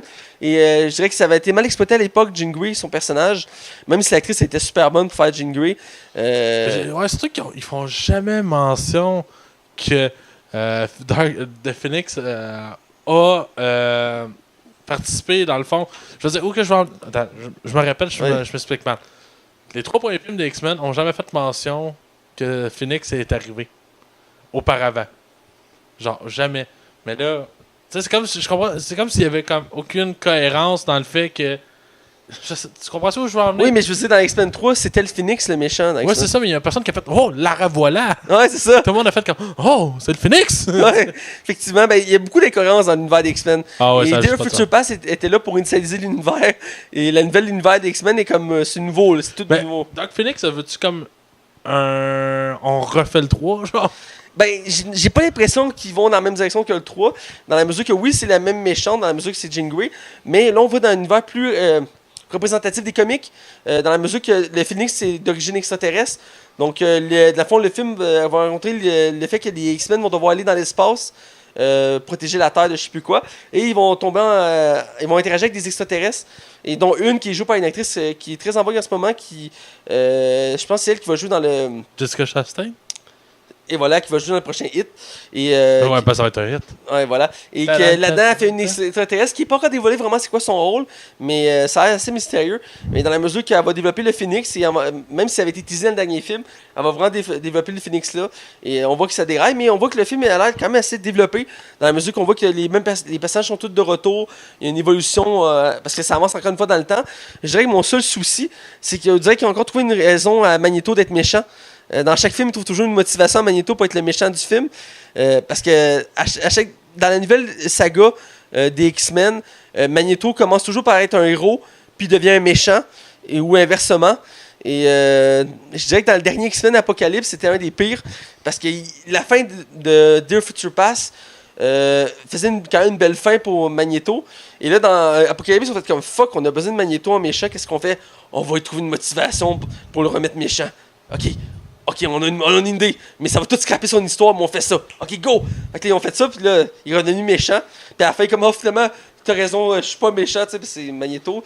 Puis là, ben, on dirait que dans la bande-annonce de Dark Phoenix, on voit encore comme s'il va redonner un méchant encore. Parce que Phoenix va l'avoir. Il est bipolaire, dans le fond, c'est ça, faut comprendre. Ben, on dirait, il est moins. Moi, je trouve. L'acteur est super bon. Oh ouais. Mais je trouve qu'il n'y a pas la présence de Ian McKellen. Michael Fassbender. Ok, bon. Ben, c'est bon l'acteur, mais. Non, je suis pas l'acteur. Je trouve que. Mais le personnage est moins bien traité qu'avec Ian McKellen. Ian McKellen, quand tu voyais Magneto arriver, là, c'était. Tassez-vous, là, Magneto est là. Ah ouais. Quand je pense à Magneto, je pense encore à lui. Ah, c'est ça. Puis il n'y avait pas de doute dans ses idées. C'était. Moi, c'est mon but, c'est ça. Que dans la nouvelle saga, Magneto. Ouais, c'est ça, ça balance, là. Ouais, c'est ça, c'est pas clair. Mais à part ça, le reste du film m'intrigue quand même. J'avais pas beaucoup d'attentes, je dois l'admettre. Mais pour ce que j'en ai vu. Ça a l'air quand même bien. Je sais que toi, tu n'as plus d'espoir pour cette saga-là. Comme pour l'univers de Transformers. Avec Bumblebee qui ont sorti une autre bande-annonce qu'on ne mentionnera pas aujourd'hui. Mais toi, ça te lève le cœur à chaque fois. Mais je vais sûrement te lancer le défi d'écouter. Non. Avec Chris Transformers 5. Ah! C'est pas comme je t'avais fait écouter Book Club, là. Tout le temps, va falloir que tu refasses un autre pack avec le démon. Il me regarde comme fuck. Bref, je finis mes nouvelles, il m'en reste une. C'est sur le film Bird of Prey. Non, t'en restes deux. Hein? T'en restes deux. Ben, c'est une double... Ah, excuse-moi. Ben, c'est une double nouvelle. Ah non, il y a deux nouvelles. Enchaîne. Excusez-moi. Il me reste deux nouvelles. Bird of Prey, dans le fond, c'est une double nouvelle dans la mesure qu'ils ont choisi deux actrices pour jouer les rôles principaux, qui est un des prochains projets de DC. On va avoir droit à Junie Smollett-Bell. Je sais, je l'ai mal dit. Max, aide-moi.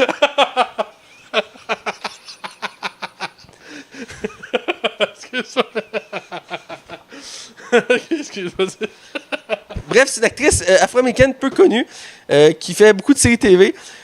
Et on a aussi Marie-Elisabeth Winstead, qui est quand même assez connue. Elle est reconnue pour être la Queen of Scream, qui est une actrice reconnue pour les films d'horreur et de suspense, qui a fait quelques rôles intéressants, entre autres Scott Pilgrim versus le Monde, qui est un de mes films cultes. Et ici, ils vont jouer chacun respectivement Black Canary et Huntress, qui sont deux super-héroïnes de l'univers de DC. Ils vont être côte à côte avec Harley Quinn, toujours jouée par Margot Robbie. Et donc, c'est un film qui veut un peu plus le côté féminin d'univers super-héroïque. Il y a une tendance ces temps-ci avec ça. Et Bird of Prey, ça va être le but un peu recherché avec ce film-là. Et selon les rumeurs aussi, il y aurait Ewan McGregor, lui qui faisait Obi-Wan Kenobi dans la prélogie de Star Wars, ferait le grand méchant du film en tant que Black Mask, qui est un méchant de Batman, quand même très connu, qui n'a jamais été exploité dans les films, mais qui est vraiment, moi je trouve, un très bon méchant. Et autant dans les jeux vidéo que les BD que j'ai lus, j'aime beaucoup ce méchant-là. Je sais que j'ai mal prononcé le nom de l'actrice et je m'en excuse. Je me suis pas pratiqué avant, mais c'est un nom que j'étais pas habitué de lire. Max, il trouve très drôle.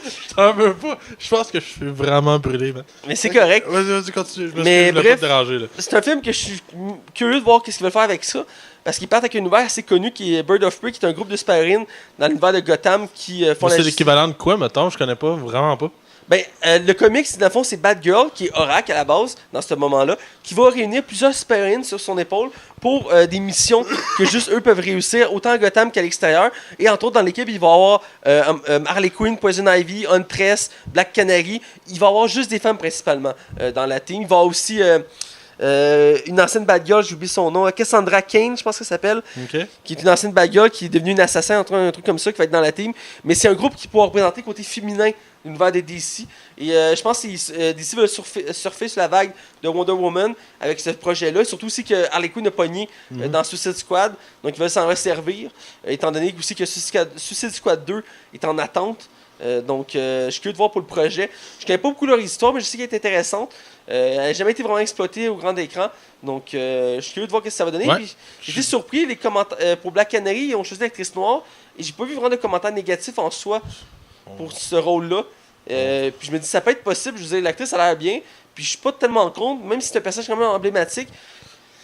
Je pense que ça passerait pour ce genre de personnage-là. Il est tellement secondaire, tu sais. Il peut être vu secondaire, effectivement. C'est vu surtout pour être la copine de Green Arrow. Donc, qu'on a pu voir, plusieurs actrices l'ont fait dans la série de Arrow qui joue à la TV en ce moment. Mais bref, et aussi pour Evan McGregor, s'il fait Black Mask, ça serait juste épique. Je serais curieux, vraiment, si... Lui, j'aimerais ça, je le vois, là. Ah, écoute, il aurait la gueule de faire Black Mask. Black Mask, c'est un méchant univers de DC, de Batman, qui est un mafioso, dans le fond, qui gère la PEC de Gotham, entre autres, et qu'à la base, il n'a pas de super pouvoir, mais il a un charisme fou, il a plein d'hommes à ses ordres, et il est un excellent tacticien et un génie du crime. Et il va servir de ses compétences pour être vraiment puissant.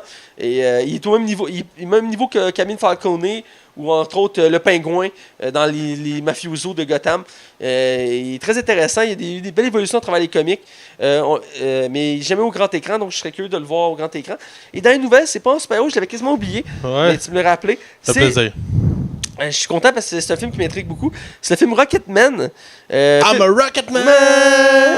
Rocketman! Je l'ai écouté aujourd'hui juste parce que j'ai vu avant. Ouais, j'adore cette tune-là, elle est dans mon sel. Qui est un film c'est un biopic sur la vie de Elton John. Ouais. J'avais un blast sur son nom. Qui est joué par un acteur qui est de plus en plus en vogue lui aussi au cinéma, qui a joué c'est l'acteur principal The Kingsman. de Kingsman, qui est entre autres dans le deuxième Kingsman, a vu Elton John, parce qu'Elton John était dans le Kingsman 2.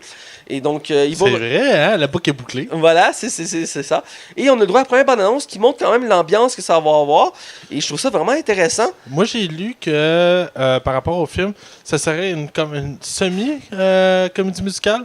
Dans le sens que le film, ça ne veut pas comme un biopic comme Bohemian Rhapsody qui s'en vient.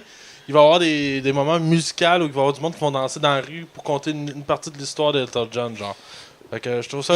Ils ont dit qu'il allait avoir un côté fantasy. Ouais. Entre autres, ils ont dit que l'acteur principal, c'est lui qui va chanter les chansons.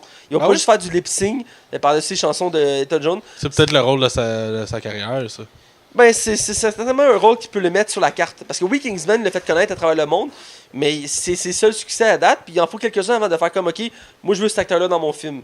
T'sais, Kingsman, c'était une entrée de jeu, mais là, il faut qu'il prouve qu'il a de faire d'autres variétés de rôles. Et Surtout des grands artistes musicaux connus de même, là, comme Freddie Mercury et Elton John. C'est pas de la petite bière, là. Non, Elton John, surtout qui a annoncé sa dernière tournée. Ah, les billets, je pense que j'avais vu passer, c'était juste trop cher. C'était comme dans les 1000, là. Les prix augmentent drastiquement quand ils annoncent que c'est leur dernière tournée, les artistes. Là. J'ai regardé ça au début de l'été. C'est pour ça que Scorpion en a fait 4. C'est vrai le prix. Oh boy. Mais en tout cas, Elton John a dit que lui, c'était vraiment la fin pour lui les tournées, mais il a continué à faire de la musique. Mais il voulait s'occuper de ses enfants. Parce que, tu sais, à 70 ans, il est temps de s'occuper de ses enfants.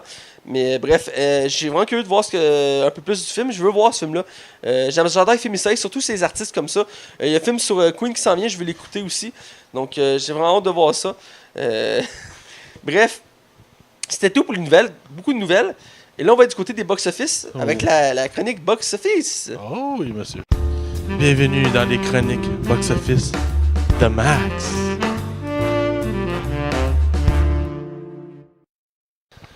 Alors, Max, on est dans la zone box-office et tes prédictions la semaine passée étaient quand même assez intéressantes. C'est mitigé. Ouais. J'ai du bon et du mauvais. Vas-y avec le bon. Non, je vais y aller avec le plus négatif parce que je me suis tellement planté que je te donne la chance de rire à ton tour de moi. Ok, vas-y, je veux rire de toi. Bon, je suis tanné de tousser. Excusez-moi, hein, monsieur et madame, je tousse beaucoup, là. Smallfoot, qui est le film d'animation qui est sorti ce week-end, qui a eu quasiment aucune promotion au Québec que personne n'a vu venir. En fait... Mais c'est par un studio qui fait pas beaucoup de films d'animation. Hein. Je sais pas. C'est Warner Bros. Picture Animation. Qui font un film de temps en temps. Ils en font pas souvent. J'ai regardé, là, ils en font peut-être 1 ou 2 ans, tout comme ça. Puis ils essaient de se démarquer. Ils en ont fait quelques-uns de bons. Mais je veux dire, ils font pas tant de pubs que DreamWorks ou Parce Pixar. qu'ils dorment sur de l'argent, dans le fond. Ben, je sais pas si on a la même ambition. C'est payant. Ouais, c'est payant, mais je veux dire, c'est dur de concurrencer les gros studios comme DreamWorks ou Pixar qui sont là depuis longtemps puis qui font juste des gros films. Là. C'est quoi le dernier bon film de DreamWorks? Entre autres, il y a Kung Fu Panda. Ouais, c'est ça. C'est pas mal ça. Je pense que ouais. Bref, on dérape tout le temps dans cette maudite zone-là. Smallfoot. Moi, j'avais prédit à 45 millions. J'avais dit, ça là, ça va scorer le gros. Fuck off. Ça a fait 23 millions. Soit la moitié de ce que j'avais prédit. Mais je pensais que, vu que les critiques étaient bien, puis que c'était un film qui n'avait pas beaucoup de concurrence pour les enfants, je me disais, ça a un potentiel. Surtout qu'il sort un moment qu'il n'y en avait pas vraiment d'autres, là. C'était comme le seul. Là. Ouais, puis ça n'a pas tant marché. Le concept avait l'air intéressant. Moi, la bande-annonce m'avait charmé. Là. Moi, non. Je trouvais que ça avait l'air cheap. J'aimais pas l'animation. Je trouvais que c'est-tu eux autres qui font Hotel Transylvanie? Non, Hotel Transylvanie, ça c'est Sony, je crois. T'as raison. C'est Sony Animation. C'est leur plus grand succès, Hotel Transylvanie. Mais l'autre, asti que je suis sur la coche. Écoute. Je tenais tout ça. Excusez, je suis désolé. Lâche la cigarette. 26 millions de dollars que j'avais prédit. Il a fait 27. Écoute. Aïe aïe!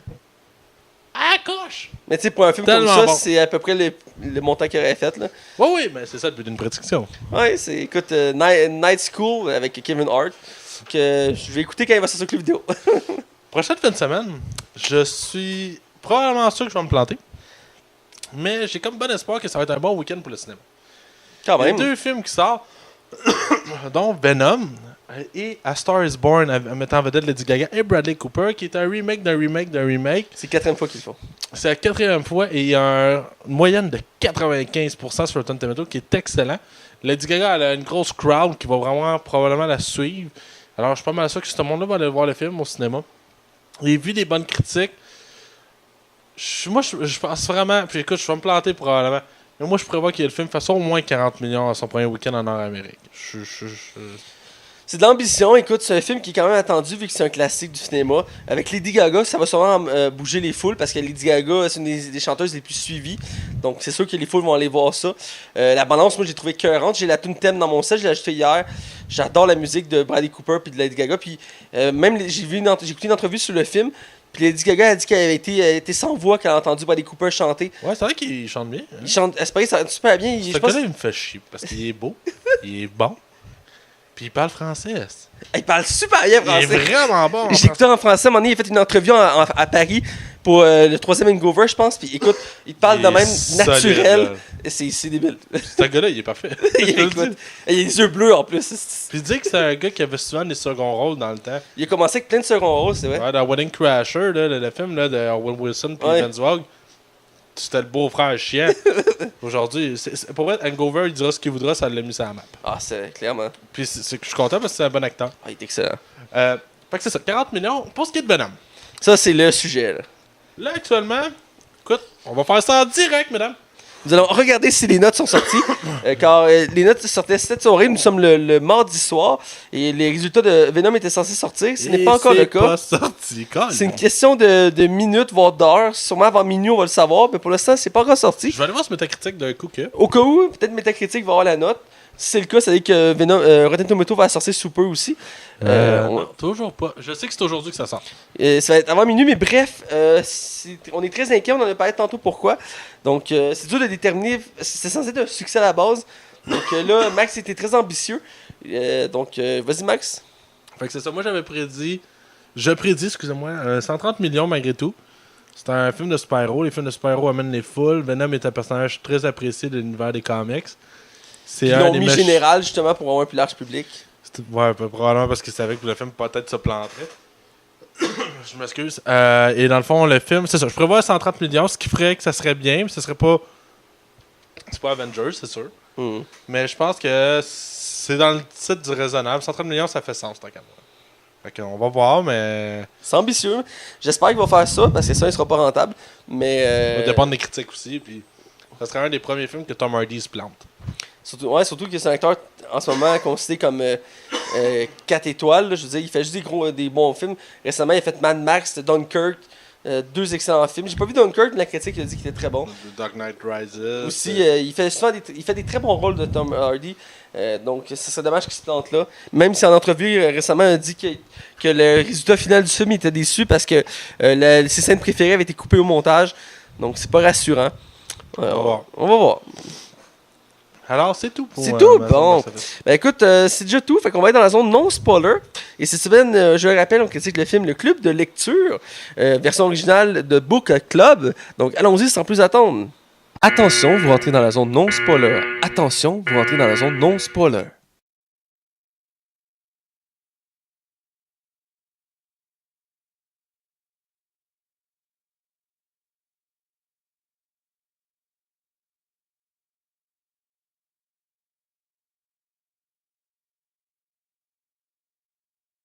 Alors, on est dans la zone non-spoiler. Et cette semaine, on critique le film le Club de lecture ou de Book Club, ouais, en version originale. Un film de Bill Alderman, qui est un réalisateur, un yes man, je pense qu'on peut dire dans ce cas-ci, vu que c'est son premier film. Ouais, qui était surtout producer. Là. Ouais, il était surtout producteur de films, mais il n'a pas fait beaucoup. Il est très récent, je pense, dans l'univers. J'ai vu les dates. Je pense que ça a commencé en 2016 ou 2015. Donc, c'est quand même son premier projet en tant que réalisateur. On en reviendra après sur lui, mais c'est important de le maîtriser. Dans le casting, on a 4 actrices vraiment très connues. On a Diane Keaton, qui est très connue, qui fait une mère de famille qui vient de perdre son mari, qui doit retrouver goût à la vie, si je peux dire. On a Jane Fonda, qui fait une riche femme d'affaires qui possède une hôtel. On a Candice Bergen qui fait une juge, qui j'étais voir sur Wikipédia et étonnamment elle fait souvent des rôles d'avocate ou de juge dans les films et les séries. Ouais, comme de fait. Elle a, je pense, le look et la prestance pour ça, je crois. Et on a aussi, pour finir le casting, 4 femmes principales, Mary Steenburgen, qui est connue, moi je l'ai connue entre autres avec Back to the Future 3. Elle joue la femme de Doc. Et je l'ai vu aussi dans une comédie récemment, je pense que c'est 4 gars qui allaient à Las Vegas avec Morgan Freeman. Et ils vont être dans un bar à un moment donné, puis elle va être là en train de chanter, puis ils vont se battre pour l'avoir. Et donc, je l'avais vu là aussi, puis elle a fait quelques autres rôles que je me rappelle. C'est une actrice quand même assez connue, puis assez excentrique. Je dirais que c'est la plus excentrique des 4 des actrices. On a aussi, dans les acteurs, on a Andy Garcia, très connu. Il fait beaucoup de rôles, autant sérieux que comique. C'est un très bon acteur que j'ai bien aimé dans le film, j'ai très apprécié. Et on a aussi Craig T. Nelson, qui fait il fait un des maris des femmes dans ce film-là. Dans Bruce, dans le fond. Hein? Continue. Bref, et qui est connu pour faire la voix de Monsieur Fantastique, entre autres, dans les 2 films Monsieur Fantastique, Monsieur Incroyable, dans les 2 films de Monsieur Incroyable. Et je me rappelle aussi de l'avoir vu dans Les Rois du Patin, le film, une comédie avec Will Ferrell, il faisait le père d'un des 2. Qui avait été tourné à Montréal. Hein? À Montréal, qui avait été tourné, entre autres, au Stade olympique et au Vieux-Port de Montréal. Bref, c'est pour le casting principal. On peut aussi noter une actrice qu'on voit quasiment plus au cinéma, qui est Alicia Silverstone, qui, depuis qu'elle a fait Bad Girl dans le film Batman et Robin, sa carrière en a pris un coup. J'ai regardé son Wikipédia et écoute, elle n'a pas fait grand-chose depuis. Elle a fait quelques séries, quelques films, mais malheureusement, sa carrière n'a pas levé. J'imagine que c'est à cause du film Batman et Robin, mais reste que c'est une actrice que j'étais surpris de voir. C'est produit par June Pictures, c'est distribué par Paramount Pictures. Côté critique, j'étais assez surpris. Metacritic donne 53% d'avis positifs, ce qui est correct. Et le public à 49%. Donc, en fait, on peut dire mitigé dans ce cas-ci présent. Rotten Tomatoes dans les mêmes eaux, 53% pour le professionnel et 56% pour le public. Ce qui reste un film mitigé correct. Mais tu vois, il y en a qui disent qu'ils critiquent puis le peuple, ça s'entende pas. Tu vois? Là, tout le monde est d'accord. Ça arrive, c'est pas toujours le cas, mais ça arrive. Je te laisse aller avec le budget. Un film qui a coûté seulement 10 millions. Sans surprise. Très bas. Et j'ai même la misère à croire que ça a coûté 10 millions. Et elle en a rapporté 88 millions. C'est un beau succès. Effectivement. Un très Et bon succès, même. je sais que, ben, j'imagine entre autres que pourquoi coûter 10 millions, c'est les 4 actrices qui sont quand même des vétérantes du cinéma, qui ont sûrement coûté cher. Entre autres, Jane Fonda, qui est, je pense, la plus connue des 4. Ouais, puis Diane Keaton aussi, qui est très connue. Ouais, elle est très connue aussi. Mais il reste que ces actrices-là doivent quand même coûter cher comme pour les avoir dans le casting. Ben, je sais pas à quel point maintenant elles sont chères. D'après moi, c'est des films, là, c'est des petits tournages qui prennent 1 mois, puis c'est fini. Là. J'ai l'impression que ça doit pas. Ça peut peut-être être même pas 1 million là, cher. Peut-être bien, peut-être bien. C'est sûr que c'est des actrices aussi qui sont en fin de carrière. Là, je veux dire. Ouais, c'est des petits rôles qu'ils prennent. Là. C'est Pas des longs tournages. Ça, c'est pas des gros rôles. Là. Ils sont tous dans comme soixantaine, ces actrices-là. 70, je pense même pour une. Donc, c'est pas rien. Et bref, je vais te laisser aller. Tu m'as demandé de te laisser décrire le film, sans spoiler. Oui, je tenais à te résumer le film. Dans le fond, le film se résume à un club de femmes qui aiment lecture. beaucoup partager des livres, qui en fait donc un club de lecture. Et ces femmes-là découvriront la franchise 50 Shades of Grey. Et 50 Shades of Grey apprendra à ouvrir leur appétit sexuel face à l'homme et voir quelle tendance qu'ils pourraient prendre. Même ceux qui ne croient ne pas être assez fortes pour avoir des relations sexuelles à l'âge qu'ils sont rendus, se définissent grâce à un livre et apprendront à travers les époques, pas à travers les époques, à travers les journées qui vont suivre, qu'elles sont encore actives sexuellement. Ils vont d'ailleurs passer la trilogie de Fifty Shades of Grey à travers le film. Parce qu'au début, c'est passé comme un gag, puis finalement, ils accrochent, fait qu'ils lisent les 3 livres. Et donc, oui, c'est pas mal le résumé du film. Donc, on suit 4 femmes qui sont dans un âge assez vénérable. Moi, j'en reviens pas qu'on parle de ce film-là. C'est toi qui as voulu lancer ça au début. Ah oui, avoue que c'est drôle. C'est hors commun. Ça fait changement. Effectivement, je suis très d'accord. Quasiment sur 100 épisodes, on a fait avec des gros blockbusters quasiment. Là. Je suis très d'accord. Et je trouve que c'est quand même un bon film comme choix.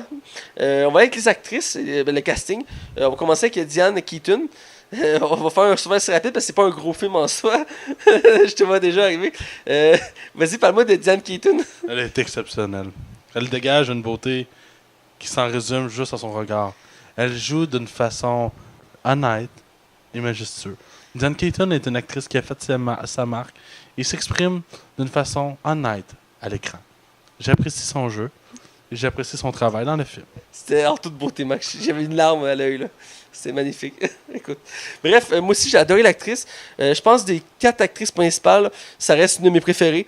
J'ai trouvé que c'est elle qui a un des meilleurs développements dans le film. Son jeu d'actrice est très bon.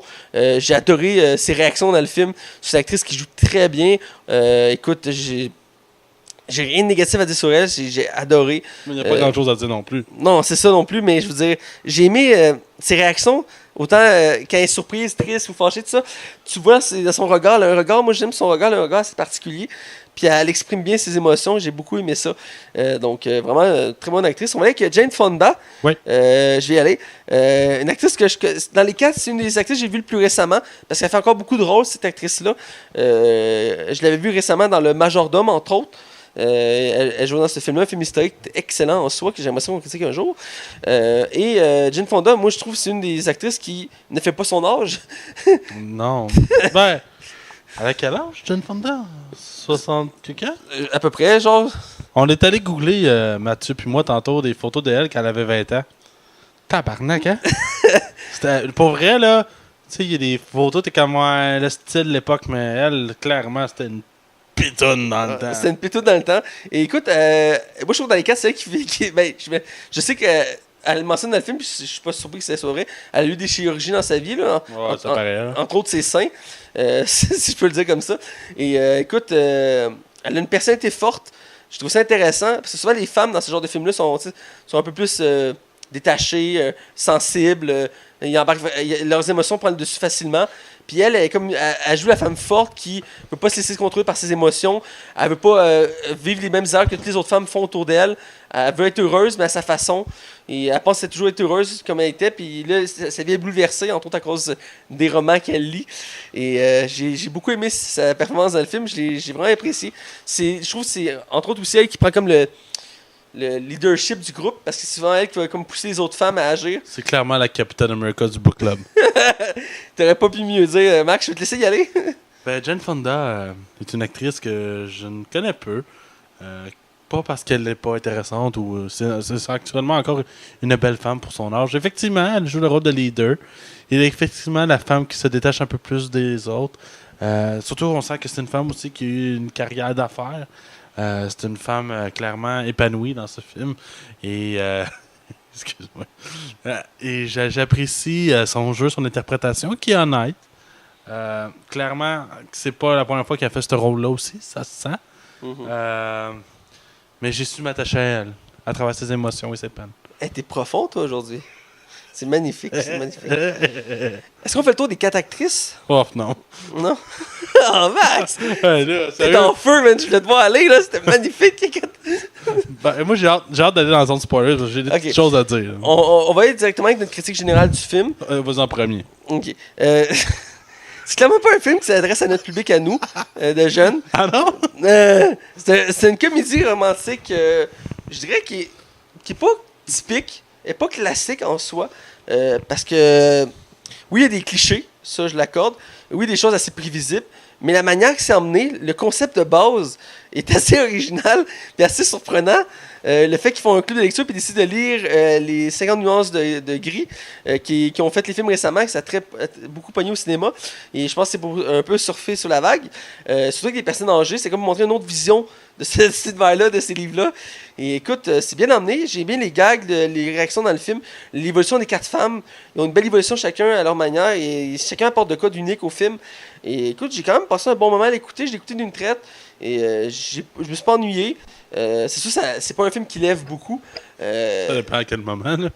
Calisse, Max. Je te vois venir déjà de loin. Mais il y a des bons, moments dans le film. Très profonds quand même.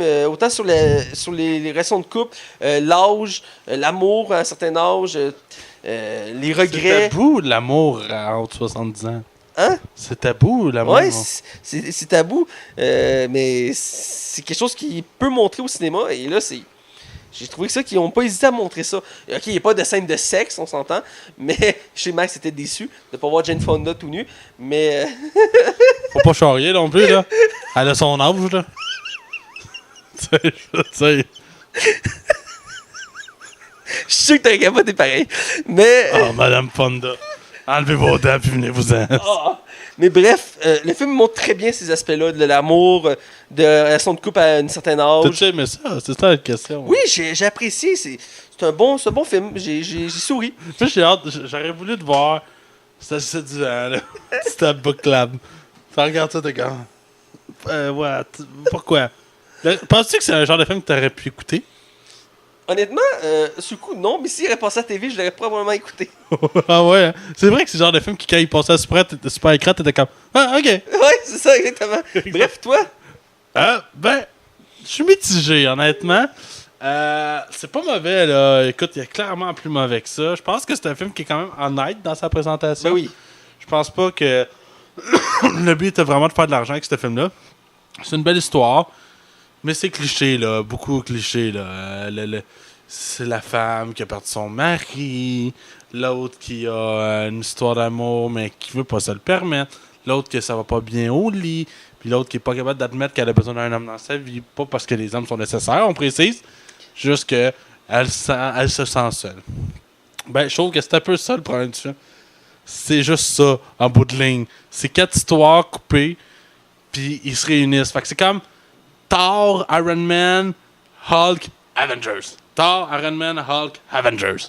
Tu vois où j'en ai? Ouais. Fait que le film se résume à comme... C'est comme si c'était coupé en 3 parties. En 4 parties. En 4 parties, excuse-moi. Et c'est correct. C'est bien. Les actrices jouent bien. Mais c'est pas... écoute, je m'en rappellerai plus de ce film-là. Dans 10 ans, je vais faire « Ah ouais, j'avais écouté ça. » Je vais te le rappeler, moi. Non, ouais, tu vas me le rappeler, je suis sûr. Fait que c'est ça. Bref, on va être dans la zone spoiler pour en parler plus en détail. Attention, vous rentrez dans la zone spoiler. Attention, vous rentrez dans la zone spoiler. Alors, on est du côté spoiler. Et là, on parle du film Le Club de lecture. Oui. Et là, on va parler en détail. Je sais que le film t'a fait beaucoup rire à ce que je vois, parce que chaque fois que je dis le titre, tu pars à rire. Je peux-tu parler du premier scandale dans le film? La chose qui m'a dérangé le plus? Ben oui, tu peux y aller, absolument. Dans le fond, à un moment donné, une des femmes décide que son mari, vu qu'elle ne fait pas assez l'amour, décide qu'elle va mettre des petites pilules bleues dans son verre. D'un, c'est droguer quelqu'un. C'est pas sûr que c'est légal. Non. Puis après ça, le mari, il part gêné parce qu'il y a une grosse érection. Excuse-moi. Et dans le fond, ils vont s'en aller en char et ils vont se ramasser à se faire arrêter par la police. Mais tu sais, cette scène-là est voulu comme un gag, comme « Ah, c'est gênant d'avoir une érection devant la police. » On est d'accord, là. Ouais. Quand la police arrive et que le mari dit « Ouais, ma femme a mis des pilules dans mon verre pour avoir une soirée sexuelle. » C'est-tu le moment où la police aurait dû réagir? Ouais, effectivement. La scène se déroule assez rapidement, je dois dire. Ouais, mais tu dirais pas quelqu'un puis tu dis ça à la police, là? Non, effectivement, ça se voit comme un gag, mais la façon que c'est sorti, c'est assez ambigu. J'ai pas trop porté attention parce que c'est quelque chose qui C'est a pu... grave, là, de droguer quelqu'un. Ouais, ben, c'est quelque chose qui a pu ternir le film, mais si on s'y attardait, puis je suis sûr que les critiques sont attardées, mais peut-être une raison pourquoi il a été mal critiqué, mais dans l'ensemble, c'est pas quelque chose qui m'a marqué en soi. Moi, ça m'a gossé, honnêtement. Non, je suis d'accord. C'est une des parties du film que j'ai fait comme hey, come on.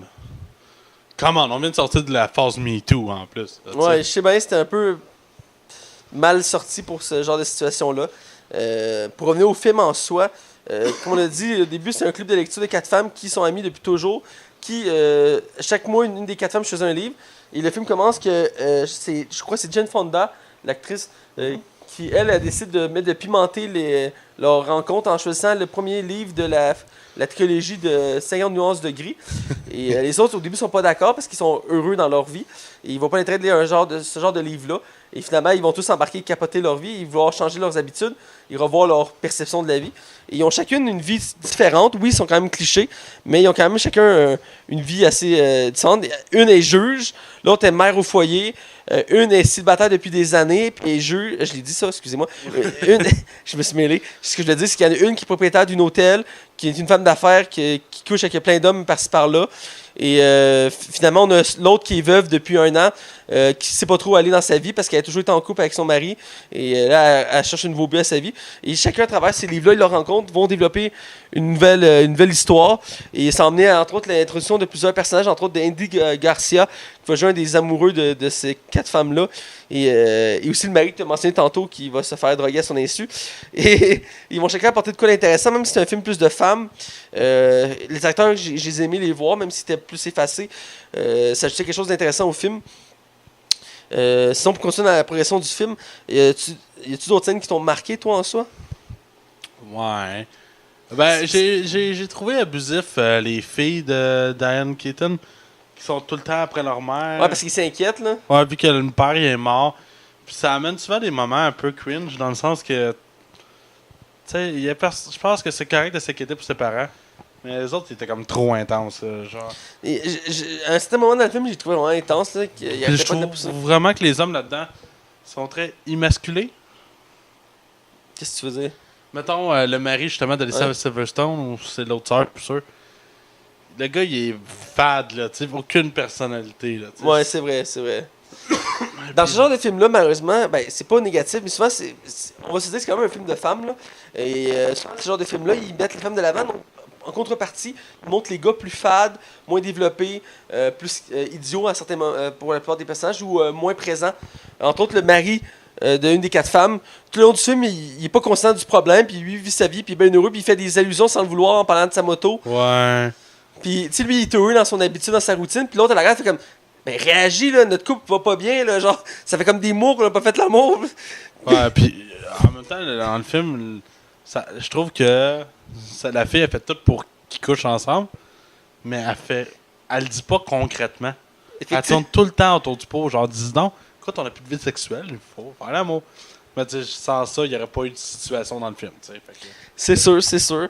Mais un des trucs que j'ai trouvé assez drôle quand même, c'est le personnage de la juge qui paraît dès le début assez sérieuse, la plus comme sérieuse de la gang. qui rapidement va se créer un compte sur un site de rencontre. Ça ressemble beaucoup à Badou comme le fait. Oui, effectivement. Et, mais en jaune au lieu d'être mauve. Mais parce qu'il y a tout le temps une couleur pour le représenter. Et voyons ce que je voulais dire, c'est que il y a un gars qui se fait assez drôle, c'est qu'il arrive pour prendre une photo. Et elle est comme maquillée. Elle est en train de se faire comme un masque de revitalisant et ça va prendre des photos.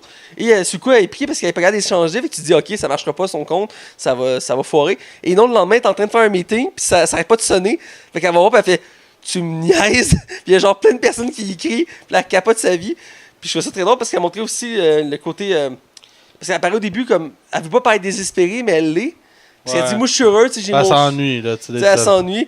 Elle a un chat, puis tout ça. Puis même, à un moment donné, elle va voir le vétérinaire, puis elle dit, tu sais, ma chatte, elle veut plus sortir, elle se sent seule, elle a plus d'énergie. Puis il la regarde comme, c'est pas-tu de toi ou de la chatte, là? Il dit, tu sais, moi je suis vétérinaire, là. Puis ses dates, elle, a mené.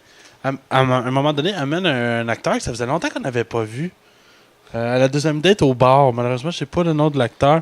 Ok, ouais, je sais de qui tu parles, mais j'ai pas le nom, moi non plus. Mais genre, ça faisait comme vraiment longtemps que je l'avais pas vu dans un film. J'étais content de l'avoir. Bref, ouais. Sinon, qu'est-ce qu'il y aurait d'autre à dire? Le personnage est joué par Jane Fonda, qui va être tiré le long du film à savoir si ça avait une vraie relation, parce qu'il y a un côté nostalgique. Elle revoit un homme qu'elle a refusé de marier quand elle était jeune, puis depuis ça, elle a vécu une autre vie, puis elle pensait pas le revoir, puis quand elle le revoit, elle sait pas quoi en penser. Puis tout le long, elle est en débat à savoir si ça doit sortir avec ou pas. Ouais. Puis elle n'arrête pas de le repousser. Puis il y a une belle scène avec la fontaine que j'ai bien aimée. Ouais, qui vont chercher de l'eau. Pas de l'eau. Le gars, il dit, ah ouais, on va aller chercher de l'argent dedans pour faire le vœu, là. Ouais, parce qu'il dit, fais un vœu, puis là, elle lance la pièce sans réfléchir. Puis il dit, c'est quoi ton vœu? Puis elle dit, c'est que la Terre soit un monde meilleur, je pense. Puis il dit, c'est pas un vœu, ça. Il dit, faut que tu recommences. Puis il se pige en fontaine pour chercher la pièce. Puis comme, non, fais pas ça. Puis il commence à s'arroser. Puis j'ai mis comme la symbolique, là, du côté. Tu sais, c'est comme si t'as encore des enfants, tu sais, c'est comme toujours jeunes. Ouais. Tu sais, j'ai mis ce côté-là parce que, tu sais, ils sont rendus vieux, ils ont vu beaucoup de vécu. C'est plus comme avant, mais là, à ce moment-là, c'est comme si le passé était revenu, comme si était revenu en arrière. J'ai bien aimé cette image. J'aurais même pas été surpris si il y aurait comme une espèce de fantôme en arrière d'eux plus jeune, tu sais, faire comme montrer la nostalgie. Ouais. J'ai bien aimé cette symbolique-là de cette scène-là, j'ai vraiment apprécié. Écoute. Mais sinon, où je voulais en venir, c'est. Je trouve que les conclusions qui arrivent. Comment. Excuse-moi, j'ai l'impression de m'exprimer aujourd'hui, ça n'a pas de sens. Les conclusions. La conclusion de chaque personnage, tu sais, tout est cliché. Je trouve que. Ben, les fins sont assez prévisibles en soi. Ouais, c'est ça, il n'y a pas tant de surprises. Quoique le juge, dans le fond, finit tout seul, ou non? Elle rouvre son compte. Ouais, c'est ça. C'est une des seules, dans le fond, qui a pas. Ben, qu'elle a quand même sa finale à elle. Dans l'ensemble, j'ai une scène qui est marquante. Pas vraiment, je veux dire. Ben, comme je dis, c'est pas un film qui lève vraiment. J'ai de la misère à m'en rappeler, puis ça fait une semaine. Moi, c'est ça. Depuis tantôt, je cherchais quelque chose de parler. Les personnages d'Andy Garcia. Oui, c'est ça, je voulais en venir aussi. Merci, mais vas-y, je t'en lance. Ben, le personnage a été introduit quand. On va dans l'avion. Ouais, que Diane Keaton prend l'avion. Et elle va être assez à côté de cet homme-là qui est en train de dormir au début. Et il va une situation assez malaisante qu'elle va accrocher son entrejambe. Et ça va comme partir de la discussion entre les deux. Ils vont finir par jaser. Ils vont parler de la peur des avions, que je comprends totalement. Ben, surtout qu'elle a dit qu'elle a perdu son mari à travers tout ça. Ouais. Puis ils vont faire des gags autour du fait que les personnes qui connaissent ont eu des crashs d'avion, mais finalement, c'est pas avéré.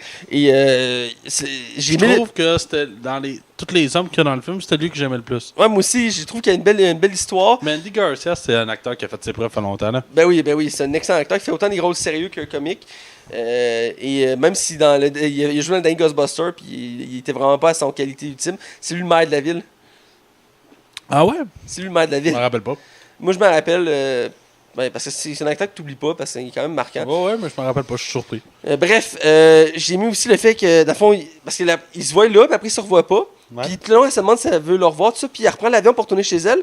Puis elle est appelée pour aller en arrière en cabine, puis elle comprend pas. Fait qu'elle se rend, elle dit, j'ai-tu fait quelque chose de mal? Puis elle dit, j'ai besoin de votre nom complet, votre numéro de téléphone, votre adresse, votre email. Puis comment, pourquoi c'est nécessaire? Puis la porte elle rouvre, puis t'as Andy Garcia qui arrive, puis c'est le pilote de l'avion. J'ai vraiment aimé ça, cette twist-là, parce que tout le long, il parle de la peur des avions. Puis tu te dis, OK, ils ont un point commun, mais non, lui, c'est parce qu'il est pilote d'avion, tu sais, il connaît ça. Puis j'ai aimé ça amène une belle twist. Une belle twist. Puis j'ai aimé ça comme rencontre. Ça fait ça part bien une relation. Dans toutes les relations amoureuses qu'il y a dans le film, je trouve que c'était la plus crédible. Ben oui. Mais quoi que, tu sais, je charle un peu depuis tantôt sur le film, Il y a une scène que j'ai appréciée, c'est que justement, au moment que le mari, tu sais, le couple qui sont pas capables de faire l'amour, m'excuse encore une fois, finit par dévoiler qu'est-ce qu'il trotte qui fait qu'il veut pas faire l'amour, tu sais. Puis j'ai trouvé ça très humain comme réaction, dans le sens que le gars, il vient de prendre sa retraite. Tu sais, il sait qu'il est comme en fin de vie. Puis, tu sais, il y a comme plein de remises en question. Puis je trouvais que c'était ce qui était le plus humain dans le film, qui faisait tellement de sens. C'était bien amené. Écoute, faut donner à César ce qui est à César. Je trouve que c'est une des réactions les plus humaines du film qu'on a, là. Je suis très d'accord. C'était même très profond à ce moment-là quand il en parle, le petit livre. Parce que tu vois qu'il y a l'image d'un homme, tu sais, plus renfermé, qui ne dévoile pas ses émotions. Puis le long du film, il est de même. Puis quand il avoue pourquoi il file pas, Ça fait sens. ça fait sens, puis ça vient te chercher parce que tu te dis c'est une situation que tout le monde peut vivre. Là. Ou qu'on va vivre éventuellement. Oui, parce que quand tu arrives à ta retraite, tu vas devoir revoir un sens à ta vie. Puis des fois, c'est pas évident. Là. Je veux dire, moi, quand j'ai travaillé chez Sears, j'ai vu beaucoup de personnes qui étaient à la retraite qui ont travaillé chez Sears justement parce qu'ils n'étaient pas capables de rester en retraite. Parce que le fait de rester chez eux à rien faire, c'est long. c'était infernal. OK, quelques semaines, quelques mois, des vacances, c'est le fun. Mais après un an, tu commences à te chercher, un but à ta vie. C'est pas évident. Puis j'en ai jasé avec plusieurs monsieur puis plusieurs madame. Puis c'est pas évident pour tout le monde de se retrouver un but. Quand toute ta vie, tu as passé à faire une chose, mettons, à être menuisier. Tu as passé ta vie à être menuisier, puis du jour au lendemain, tu es chez toi, dans ta cuisine, je fais quoi? C'est quelque chose. Mais moi, je pense que nous autres, on va avoir du fun. Parce qu'on va tellement avoir eu de produits culturels qu'on va être capable de s'occuper, genre. Ouais. Nous, on est des passionnés de cinéma, de jeux vidéo. On va toujours avoir quelque chose comme support. Puis j'ai un très bon exemple là-dessus. Mon grand-père, que je suis très proche, lui, il était menuisier toute sa vie. Puis lui, il a toujours aimé le cinéma, mais vu qu'il travaillait beaucoup, il n'avait pas la chance d'écouter beaucoup le cinéma. Fait que quand il est tombé à la retraite, depuis ce temps-là, il passe son temps à rattraper son retard. Il écoute plein de films, plein de séries. Puis lui, tu sais, ça doit pas déranger d'écouter un film des années 30. Là. Non, lui, il aime tout. Là. Puis je veux dire, il aime pas la science-fiction, mais je veux dire, il a rattrapé le temps perdu. Mais tu sais, il fait écouter ce qu'il veut. Là. Puis il est content parce que il avait pas le temps avant, puis c'était sa passion. Puis maintenant, s'il en profite vu que t'es à la retraite, à la place de se tourner les pouces puis de se chercher un but, il en profite pour écouter tous les films qu'il a manqués. Je trouve ça vraiment nice. Ouais. Moi, c'est mon genre, mais vu que. C'est ce que je vais faire, moi aussi, probablement. C'est ton genre. Le gaming, là, écoute, ça va être quelque chose. Ça va avoir une belle retraite. Je pense qu'on a fait le tour du film. Ouais, je pense que oui, là. Ouais, écoute, on va aller à la note. Ouais. Je vais te laisser y aller. Je donne un 2.5 sur 5. C'est bien, c'est pas fou, c'est divertissant. Si vous savez dans quoi vous embarquez. Je dirais dans la même direction. Si vous savez dans quoi vous embarquez, c'est divertissant, c'est un bon film. C'est quand même pas un public cible, je dirais quand même. Parce qu'il y a quand même beaucoup d'humour féminin, si je peux dire. Puis aussi, c'est très pour un public plus âgé. Mais on se rejoint quand même parce qu'on comprend un peu la problématique. Donc, dans l'ensemble, ça reste un bon film, des belles scènes mouvantes, marquantes.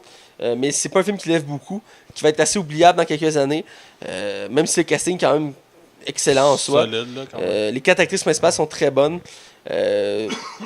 J'irais avec la même note que toi, qui est un 2.5 sur 5. C'est pas le gros film, mais ça passe un bon film d'un dimanche pluvieux après-midi. Là. Ça s'écoute bien. Donc, c'est déjà tout.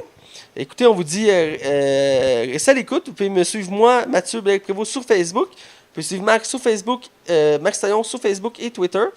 Puis nous suivre la Ligue des Cinévores sur Facebook, Twitter, iTunes, YouTube, Balado Québec, DJ Pod, RZO, Canal Cinéma et sur le 101.9 CHI les samedis soirs dès 20h. Et écoutez, c'est déjà tout pour notre émission. Et comme on l'a dit tantôt, on va critiquer Venom la semaine prochaine. Et sur ce, on vous dit, restez à l'écoute. I'm a rocket man. I'm the rocket man. Rocket man!